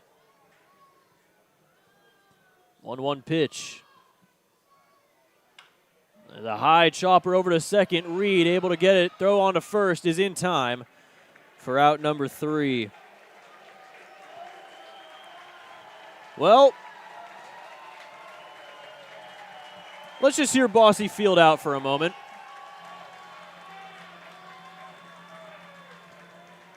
Seven runs in the 7th inning. Otters have the lead, 13-11. That's all I need to say. We're heading to the 8th on the Otters Digital Network.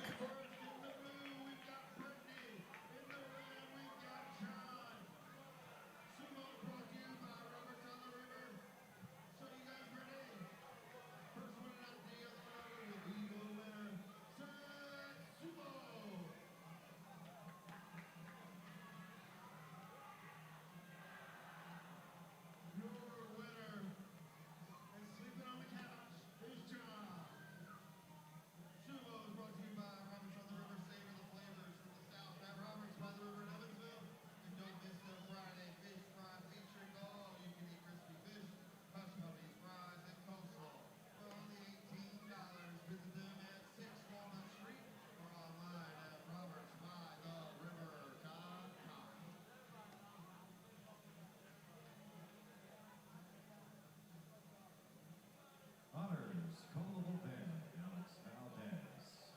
In to pitch. Valdez is on the mound. Ground behind the plate. It's covered by the Hampshire Auto Repair East. 2319 on River Road, 812-475-9000.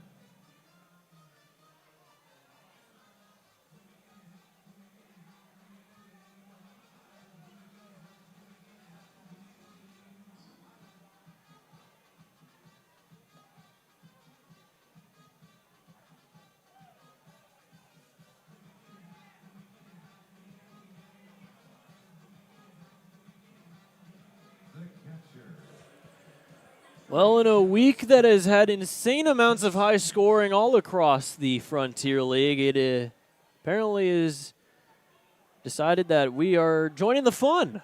13-11. First pitch called a strike. New pitcher is Alex Valdez. I'm sure he was not really expecting to pitch after what we saw in the first few innings, but it has been insane. Insanity here in Evansville. Grounder over to first. Touching the bag is Robertson for out number 1. All of a sudden, the Otters are 5 outs away from winning this game.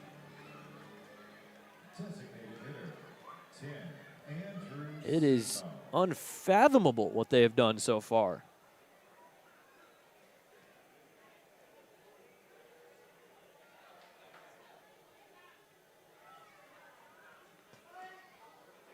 We know them as the never say die Otters, but they really never say it. They never do. It's to a point now where it feels like any lead is surmountable for the offense. Called a strike to Simo. It's 1-1. Valdez threw a not a scoreless frame, hitless frame, but gave up a run.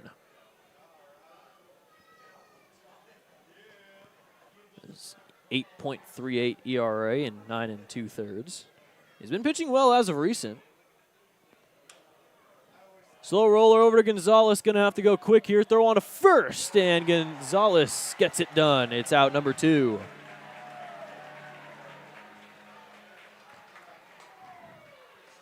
First baseman, 9, A.J. Fritz. A.J. Fritz. Alex Valdez pitching very well to start off here in the top of the 8th. Feels as though Mississippi has gotten the life sucked out of him after that 7th inning.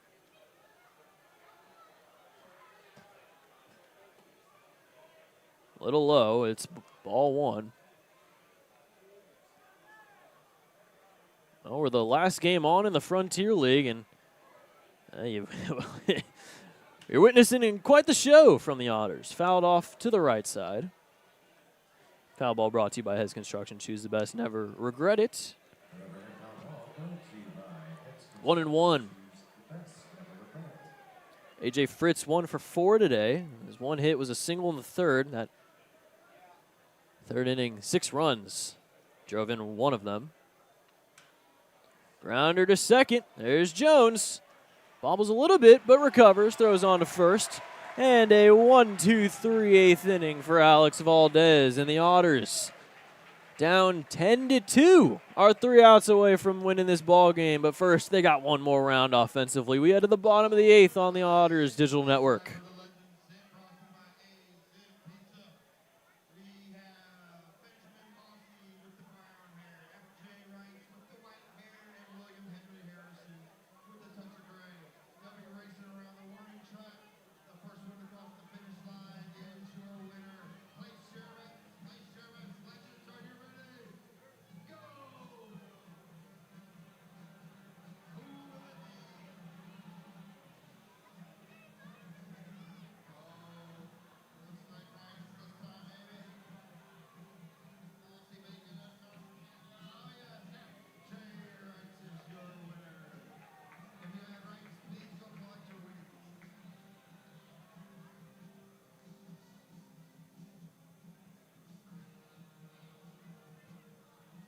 Don't forget, fans, stick around after tonight's game. Our fireworks show sponsored by Jacobs Village, right here at EVSC's historic Fossey Field, founded by the Lynn family and inspired by their grandson Jacob.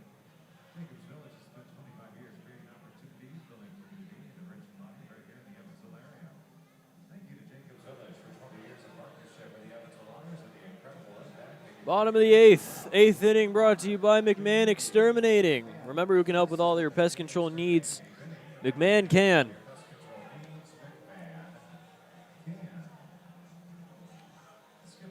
So 4 runs in the 5th inning when they were down 10-2. Then 7 in the 7th.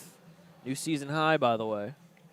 And it's 13-11. The right fielder, number 5, Sam Linscott. Is it asking for too much to want more insurance? Never. Never. Never. You can never have too much insurance. And it'll be Sam Linscott, TJ Salvaggio, and John Ponder to try and get that insurance. Otters up 2. Gage Bim is back out there for another inning of work. Gave up an RBI single to Gonzalez, but it's not going to be earned to him.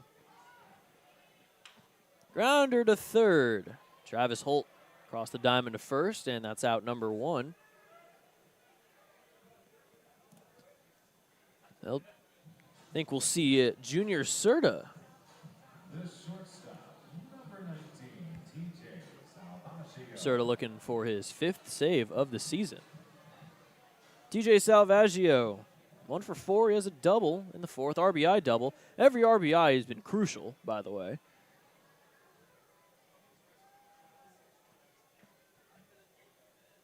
First pitch from Bim. Called a strike. Gage Bim, 24 years old, coming from Opelousas, Louisiana, a little north of Lafayette. Signed a minor league deal with the Mets in 2023, but only pitched 1 1/3 inning. And got released the next season by the St. Lucie Mets. Pitch clock violation yet again.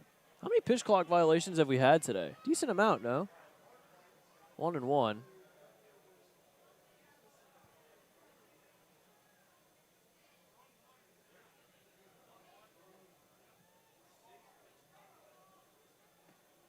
Little low. I think I heard 6th pitch clock violation.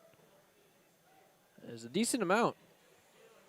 Now, Bim was with Mississippi last season. He had a 5.4 ERA and 53 1/3.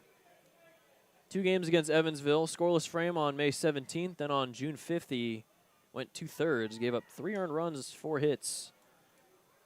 So that one's fouled away, and it's 2-2.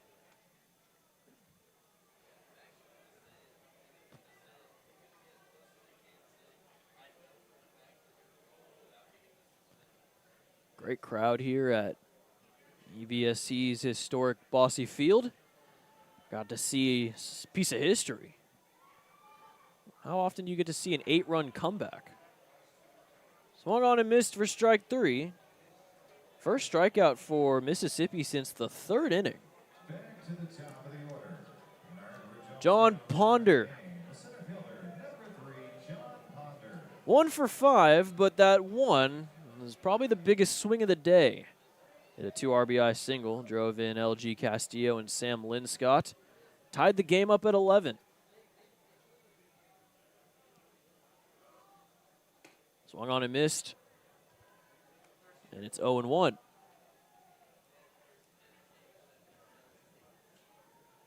Trying to finish off what has been one of the weirdest weeks in Frontier League history.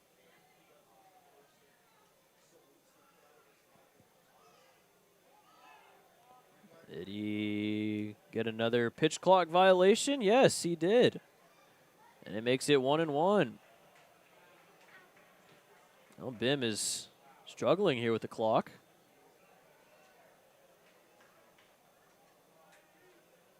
Two already on him in this inning. Back-to-back batters, 1-1. Is just inside for ball 2. Well, Bim with the Florida Complex League Mets. Inning in a third. Pitched in 2 games. May 10th against the FCL Marlins through an inning. Gave up 2 runs, neither of them earned. And then on the 17th against the Nationals. Third of an inning, 3 walks. Grounder down the third baseline foul. I think the bench, the dugout over at Mississippi was arguing about the pitch clock violation calls. Now, we've already seen 2 ejections today. Andy McCauley, Max Peterson. I'm honestly sure that Andy McCauley and Max Peterson might be the 2 happiest men in the building right now, considering the comeback. There's another one.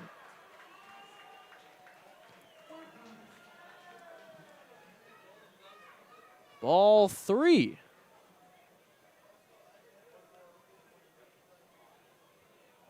This has been a wild at-bat. All of a sudden, payoff pitch from Bim. Ripped right at second base and caught by Reed.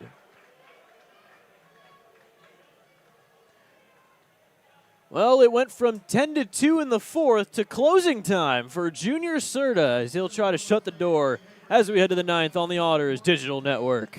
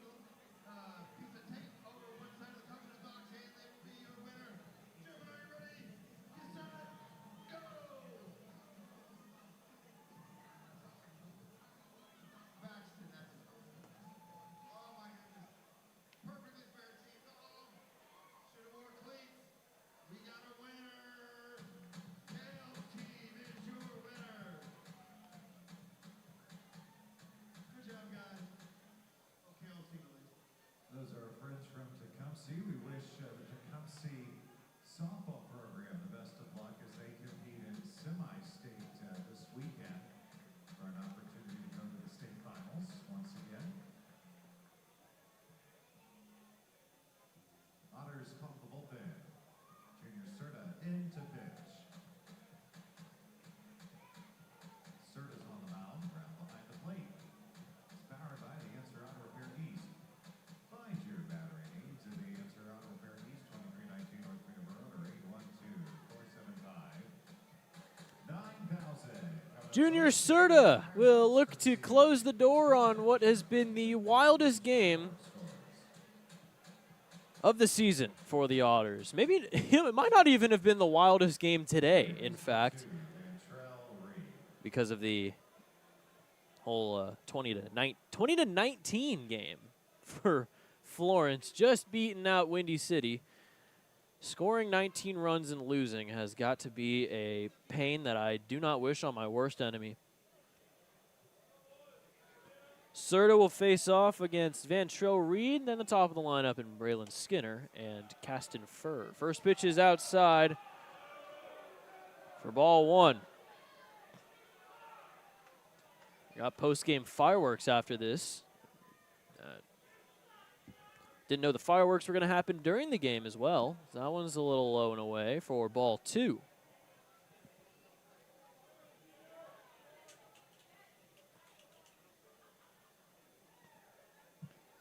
Otters broke their season high. Most runs in an inning with 7.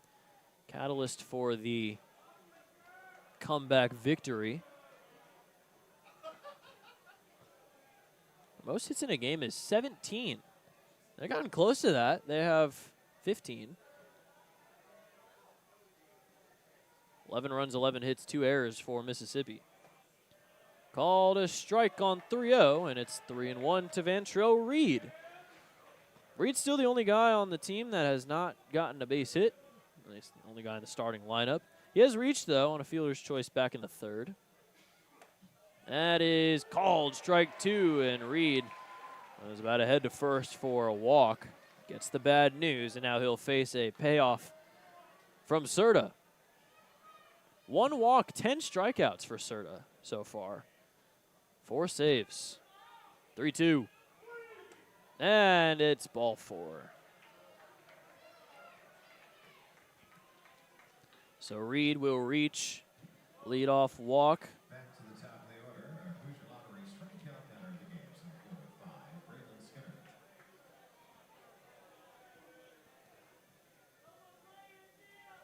Well, unfortunately for the Otters, while they do have the 8-run comeback, this is the most walks they've issued in a game this season. It's 10. First time they've issued double-digit walks in a game so far. First pitch a little low to Skinner for ball 1.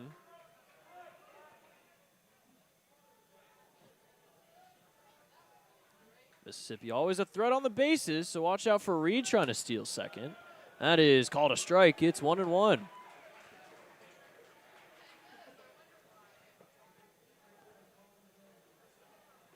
Serta has not allowed a run since the 13th of May against Washington. Fouled away. It's 1-2. For those from Hex Construction still in the house, another foul ball. Brought to you by Hex Construction. Choose the best.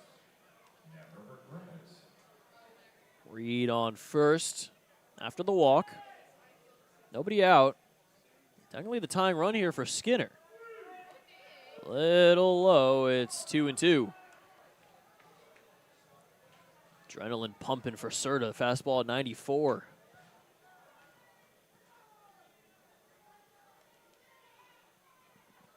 .29 ERA so far this season. 2-2. Fly ball into left center field. That's going to get down and all the way to the wall. Reed is going to round third. He'll come in to score. Throw will go to third, and it's going to get away. Reed is home. Skinner will head home, and we are tied up at 13.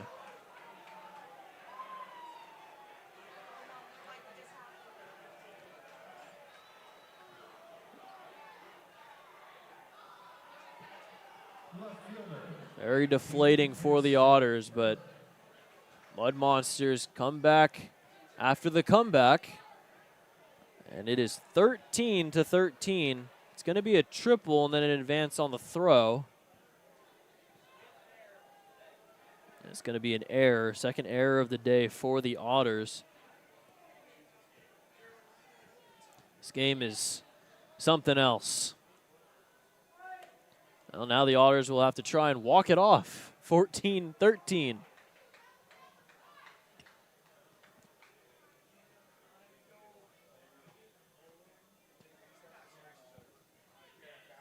.1-0 to Caston Furr.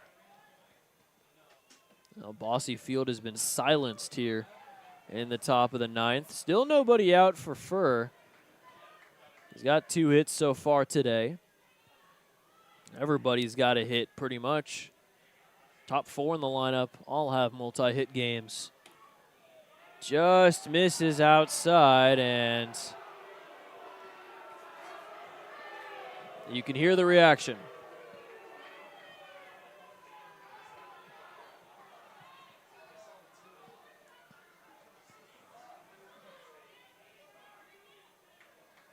Two-one is low and away. It's 3-1. Serta gave up the walk, then allowed the triple. Vantrell Reed came around to score. Skinner is triple. Throw allowed him to advance. Home. Broken bat over to second base. Jones will flip to first. And that is out number 1. They're a proud partner of Evansville Otters baseball. Well, you just need a scoreless 9th here and get the job done in the bottom of the 9th. It is only right if we win this one in walk-off fashion. You got to get through the boogeyman, otherwise known as Kyle Booker. He keeps on hitting. He did strike out swinging against Nolan Thebe in his last at-bat. He's driven in 4 runs, though, today, 4 of the 13. First pitch misses for ball 1.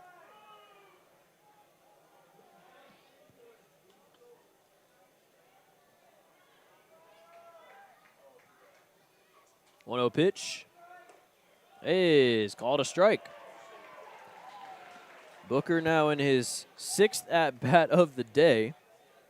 It's gone ground out, RBI ground out, strikeout, 2-run single, 1-run single, and then another strikeout. Grounder to second base. Jones throws over to first, and that's out number 2. He's got to get one more out and then get the job done in the bottom half of the 9th. Pretty simple.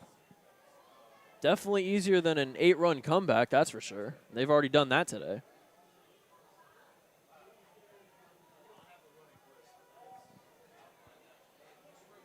The Otters have 3 walk-offs already this season.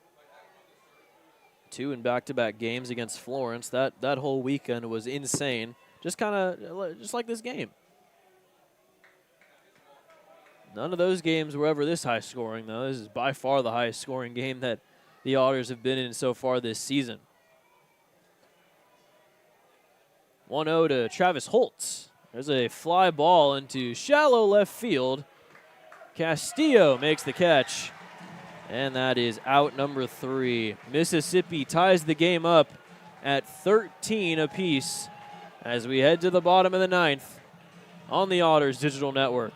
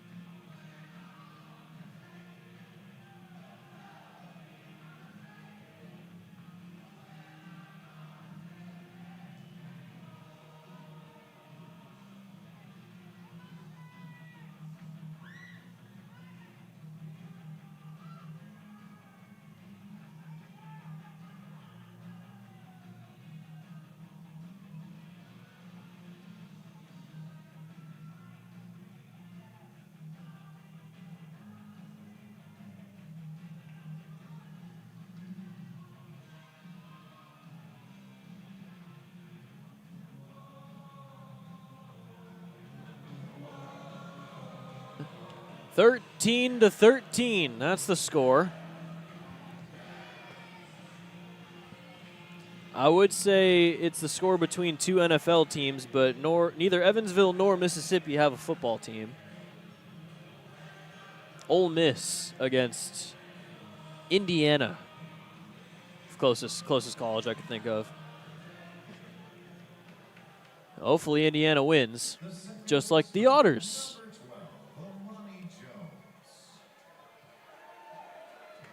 Gage Bim back out there yet again. He'll face off against Amani Jones, Logan Brown, and Dennis Pierce, with the Otters trying to walk it off here in the bottom of the 9th inning. Jones will bat from the left side for the first time today in his 6th at-bat. A lot of pitch clock violations for Bim to start off his last inning. 2-1 at-bat against Ponder. First pitch from Bim. A little high and in. It's 1-0. Jones has 2 hits on the day. He's 2 for 4 with a walk as well and a strikeout. Singled in the 5th, ended up coming around to score.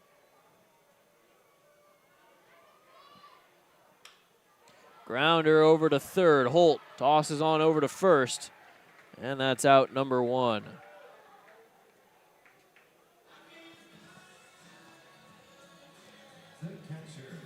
Well, the Otters have a road trip to Schaumburg tomorrow.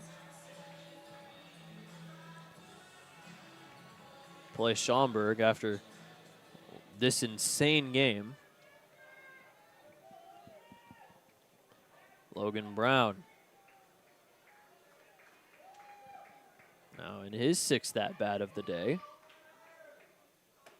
Big swing and a miss for strike 1. Logan Brown, 2 for 5 so far today. 2 singles, has scored twice, reached on a fielder's choice in his last at-bat. Ended up coming around to score one of the 7 runs that scored in the 7th inning. Reaches out, pokes one down the first base line. It's fair. Throw on to Bim. Bim drops it, and Logan Brown will reach.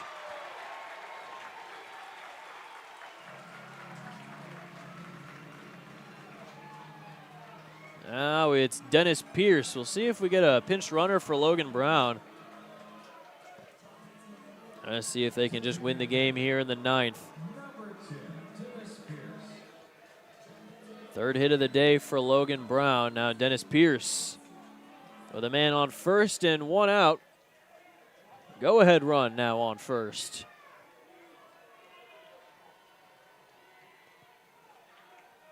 First pitch from Bim. Fouled away.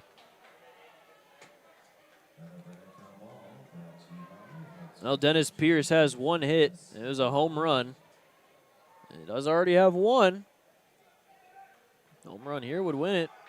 Anything in the gap could possibly win it. 0-1. Ripped down the line, 0-2. Look out over there. Not too much space without netting, but there is some.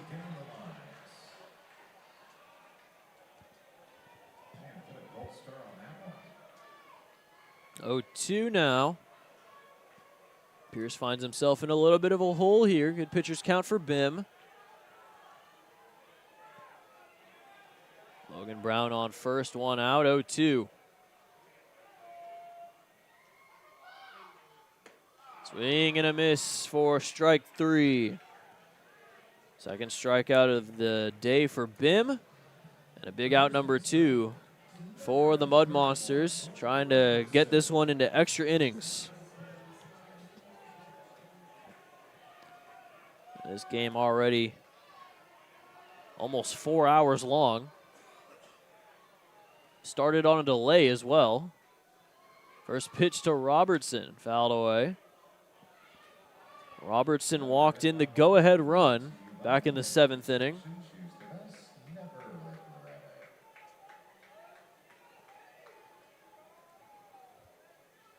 Two for 3 on the day, 2 RBIs, 2 walks as well for Robertson. 0-1.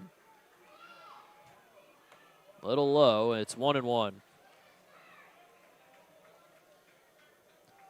Now Marcos Gonzalez is on deck. He already has a walk-off hit this season.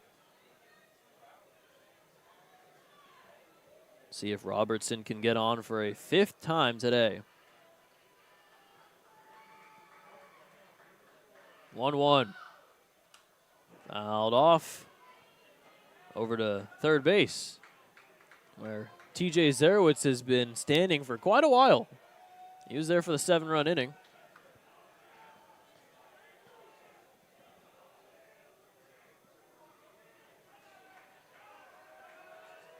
One, 2 from Bim.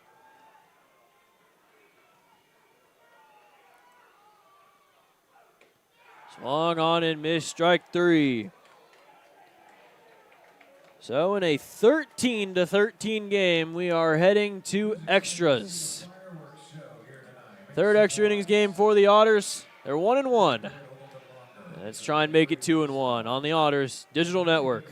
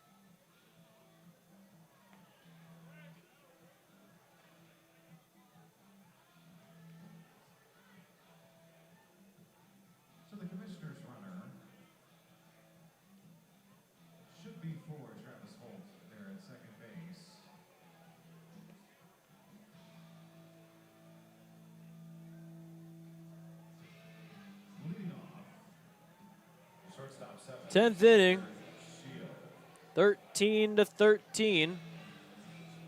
Travis Holt is the commissioner's runner at second base. Runner spot is 15, Jackson Nicholas. Jackson Nicholas is in as a pinch runner for Holt. So he's on second base. There's a foul ball from Slater Shield. That overhead foul ball brought to you by Heads Construction. Choose the best. Well, now it's up to Serta to try and not allow that commissioner's runner in from second. Nicholas coming in as the pinch runner. Swung on and missed. It's 0-2. Well, strikeout here would put Serta in a pretty good position with the runner on second. It's Shield, Tevis Payne, and Andrew Simo.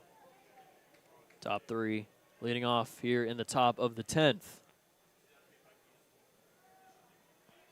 Serta kicks and deals the 0-2. Just misses outside. It's 1-2. Shield is 1 for 2. He has found ways to reach base other than actually getting at bats. 2 walks and a hit by pitch. Got him swinging. Serta gets a big out, number 1 in the 10th. Tevis Payne with 1 out. Tevis Payne, RBI single back in the 3rd, but since then he's been 0 for 3.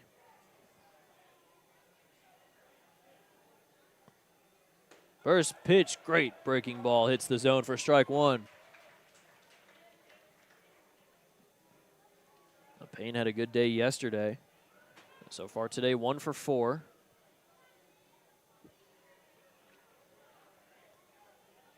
Trying to strand Nicholas at second base. That is a little outside. It's 1-1.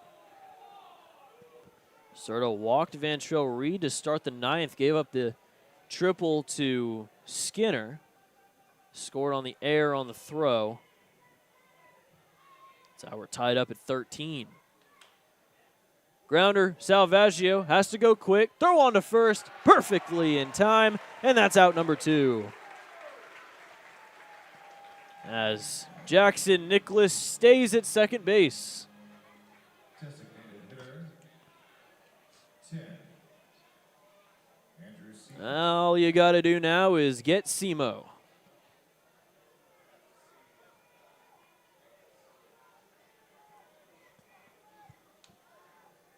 Great opportunity here for Serta.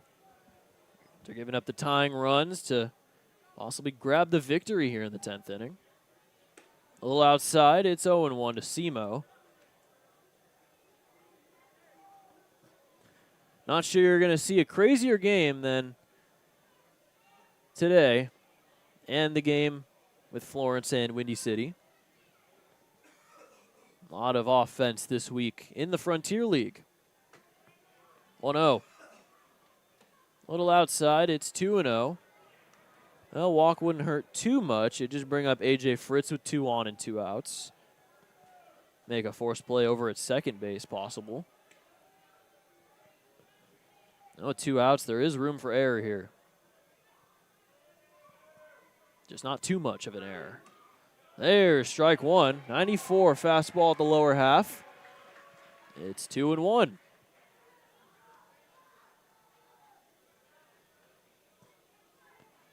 Nicholas takes his lead off of second base. Closest man to him is Amani Jones. Big gap in between first and second if Simo wants to take it the other way. 2-1's called, strike 2. Straight fastballs the lower half, and Simo looked at both of them. 2-2. Bossy Faithful making some noise.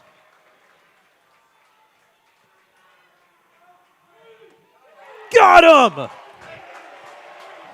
Perfectly placed on 94, and Serta gets out of it.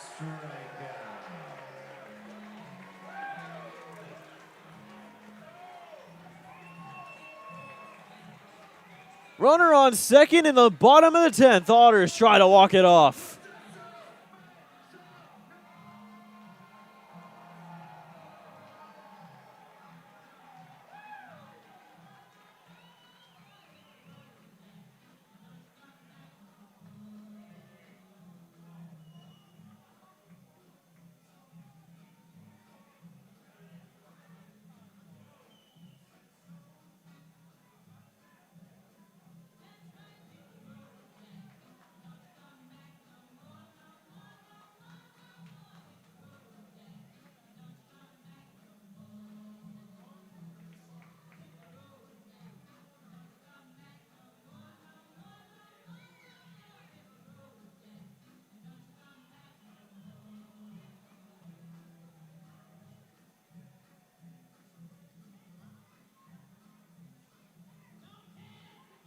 From the bullpen. For Mississippi State. Or for Mississippi, I beg your pardon. It's been a long game. 21, Chris Barraza. And to pitch for Mississippi. Barraza's on the mound. Named the second. Behind the plate. Answer out of the pair east. Bottom of the 10th.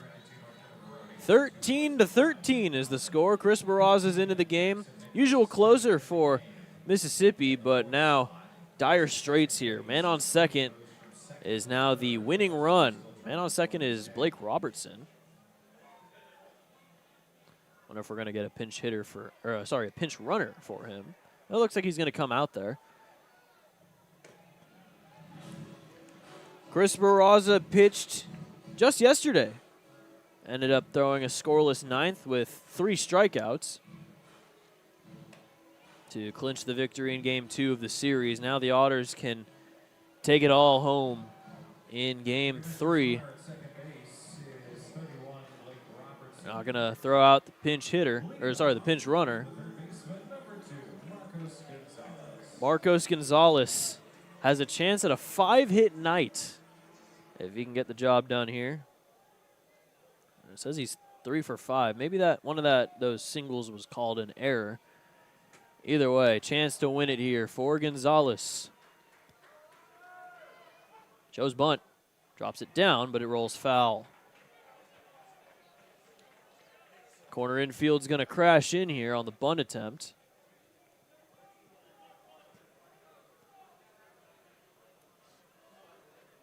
Got to get this one down the third base line. See if he shows bunt again here against Barraza. He does. Called a strike on the outside edge. It's 0-2. Well, if nobody scores here in the bottom of the 10th, we're hitting sudden death in the 11th. And someone's going to win that one. Otters 1-1 in extra inning games. 0-1 to sudden death. We just had sudden death last week against Windy City. 0-2. Fouled away. Stays alive.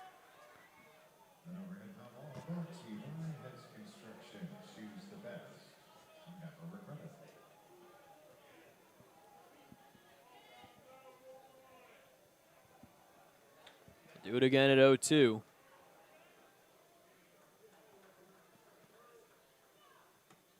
Called strike 3. At the lower half of the zone, 94 on the fastball. And Gonzalez goes down looking for out number 1. Left fielder, number 6, LG Castillo.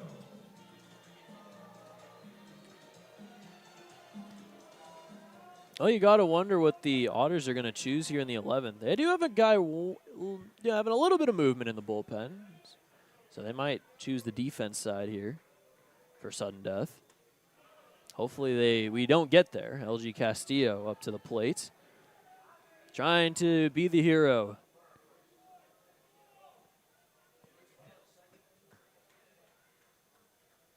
First pitch missed. Now the 1-0. That is another one high. Makes it ball 2. Castillo has 1 hit on the day. RBI single in the 2nd inning. Officially 4 hours into this game.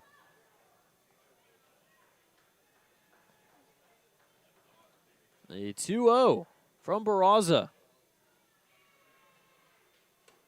And another one that misses, this time high and in at 95. Castillo hasn't gotten a pitch to hit. Walk puts 2 on. With 1 out for Sam Linscott.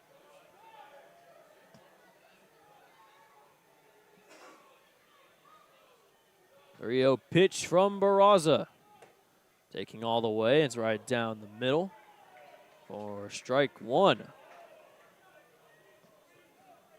And it's Linscott on deck. He's got 2 hits so far today. Everybody in the starting 9 has one, at least. 17 hits the most this season for the Otters. They have 16 right now. Swung on and missed. And it's 3-2. It's been all fastballs for Barraza up against LG Castillo. Went 3-0 to a full count now. Barraza leads the team in strikeouts with 23 of them. Has struck out the side in a lot of his outings this season. 3-2 to LG.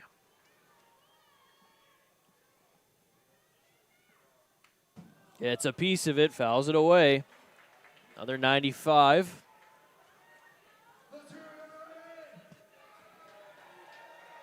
Bossy Field trying to get LG to head everybody home happy. We still have fireworks after this game. Other payoff from Barraza. And another foul ball. LG, nice long at bat here. Trying to find his pitch to either win the game or just take first base on the walk. Next man up mentality for him.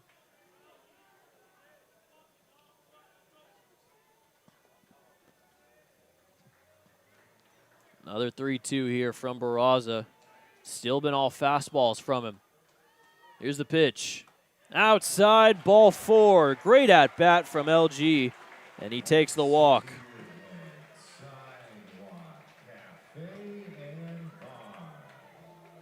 Now Castillo has now walked twice today. He's reached base for the 4th time. The right fielder, number 5, Sam Linscott. Linscott. 2 for 4. Has already driven in 3 runs.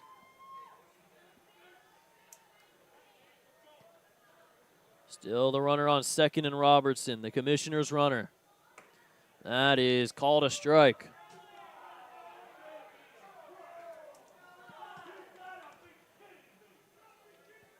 Feel as though Bossy Field is a little bit tired of the strike zone.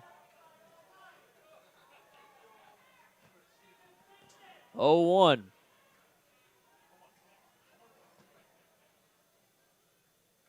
There's one outside. It's 1-1 now. Salvaggio's on deck. Got to get it to him. Mr. Clutch. Linscott, though. If he can take one. Maybe the other way. Big gap in between first and second. Swung on and missed. It's 1-2.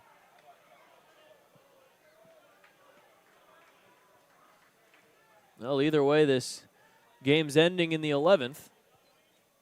Whether they don't score. We're not going 12. I want to end it in 10, though.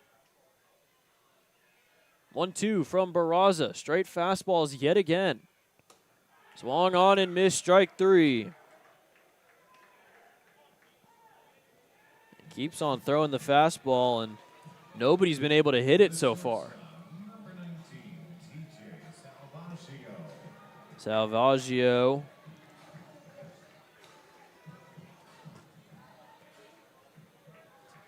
This would be TJ's magnum opus in terms of clutch hitting.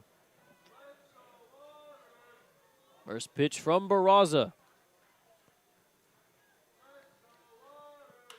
There's a ground ball over to third. It's bobbled by Shield. He'll toss to second, and he recovers in time. Now we're heading to the 11th. Sudden death for the second time in a week. So, home team, that being the Evansville Otters. with the man warming in the bullpen, the thought process is that the Otters are going to play defense first here in the 11th. Serta's back out there. He's Mississippi wins if that runner probably doesn't have too long of a leash considering the man in the bullpen. But basically, sudden death.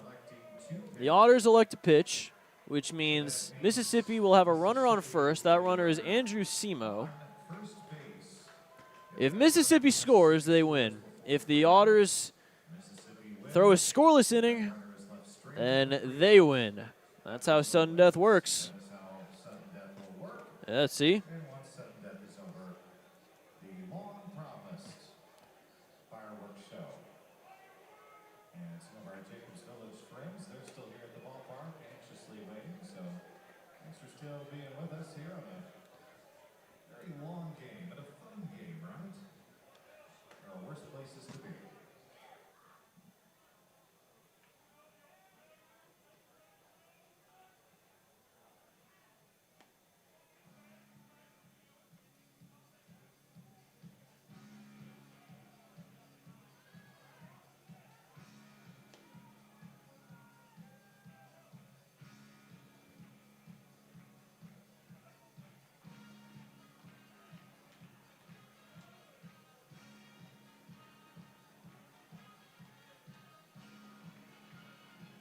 First baseman at 9, A.J. Fritz leading us off.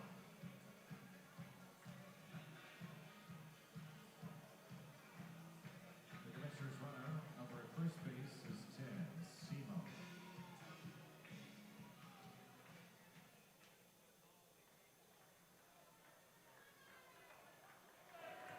Ready to go here in the 11th inning. Sudden death.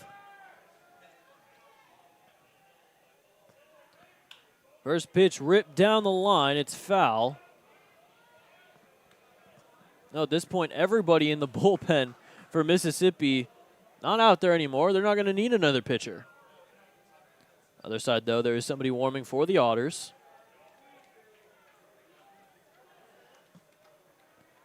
0-1 to Fritz. Called strike 2. This is the most innings that Serta has pitched in a game this season. Technically, right now, he is sudden death pitcher A, according to iScore. 0-2. Grounder to short. Salvaggio, flip for one, on to first, double play!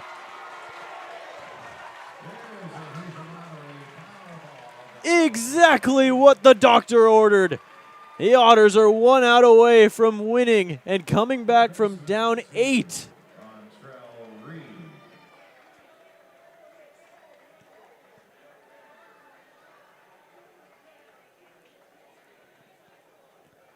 It's all on Vontrell Reed. It is 10:55 Central Standard Time. And that is strike 1. After everything that's happened in this game, the Otters are 1 out away from winning. 0-1. Called strike 2.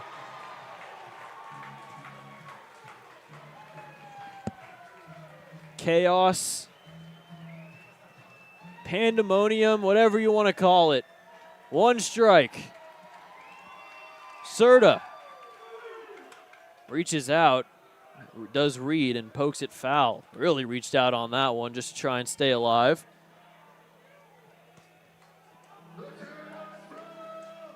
Another pitch needed to try and get the job done here in the 11th. 1 more strike. 0-2 yet again. Inside. And a little high. It's 1-2. It was 10-2 in the 5th inning. Now 13-13. Another one reached out and just pokes it foul over near the Otters dugout. Another one of those very, very defensive swings from Reed. Just trying to get it back to the top of the order.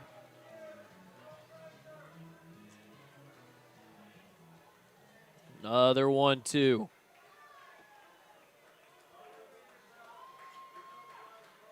Serta kicks and deals. Ripped up the middle to Jones. His throw on to first, and the Otters win. Down 10-2 in the 5th. No problem for Evansville. 13-13, the Otters win it in sudden death. An 8-run comeback and one of the craziest games in Otters history comes to a close with Serta getting the job done. The offense putting together an outstanding performance, backs against the wall with their manager and their pitching coach both ejected. They fought like they've never fought before and come out of here with a well-deserved victory, not only in this game, but in the series. They gain a game on Washington. They're 15-8, and we will head to Schaumburg for 3 more starting tomorrow.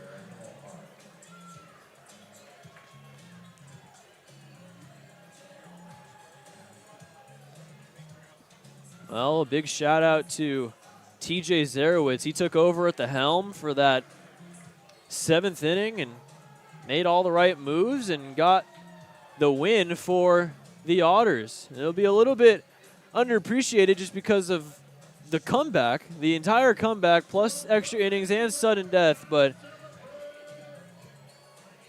without their main coaches, half of their coaching staff, the Otters were able to pull it off. And they win a absolutely bonkers game at Bosse Field.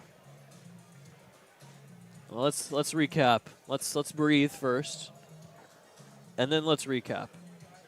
3 runs in the first from Mississippi. Otters come back with 1 in the top of this, or in the bottom of the second. 6 runs in the top of the third for Mississippi. 9-1. That was like 3.5 hours ago, by the way. Otters get 1 in the bottom of the 4th, another 1 in the 5th for Mississippi. 10-2. Heading to the bottom of the 5th. They score 4 and make it 10-6. 1 more in the 7th makes it 11-6, but that 7th, man, that 7th inning was magical. Absolutely astounding. Now, Mississippi almost had us. 2 runs in the 9th, tied it. In the 10th inning, both teams were held scoreless, and the Otters get a major double play in the 11th inning, and Vantrell Reed grounds out to second base to finally end this marathon of a game. If you stayed the whole way, we were all in this together. We all made it through. If you were still here after we were down 8, true fans. True fans. Also, if you're just joining us, I do appreciate you showing up as well. 13-13.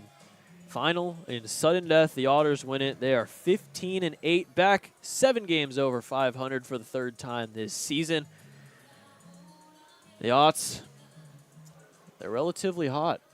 This team is different. This team gets hits in the clutch. This team knows how to score. Backs against the wall, they can come back, and they show that here. Highest comeback of the season. And it is now officially 11 p.m. Central Standard Time, which means it's time to get out of here. So for everybody here at historic Bosse Field, my name is Evan Patoka. Fireworks, enjoy them. As the Otters put on a show, come back from down 8. We'll see you tomorrow in Schaumburg for the first of 3 games against the Boomers.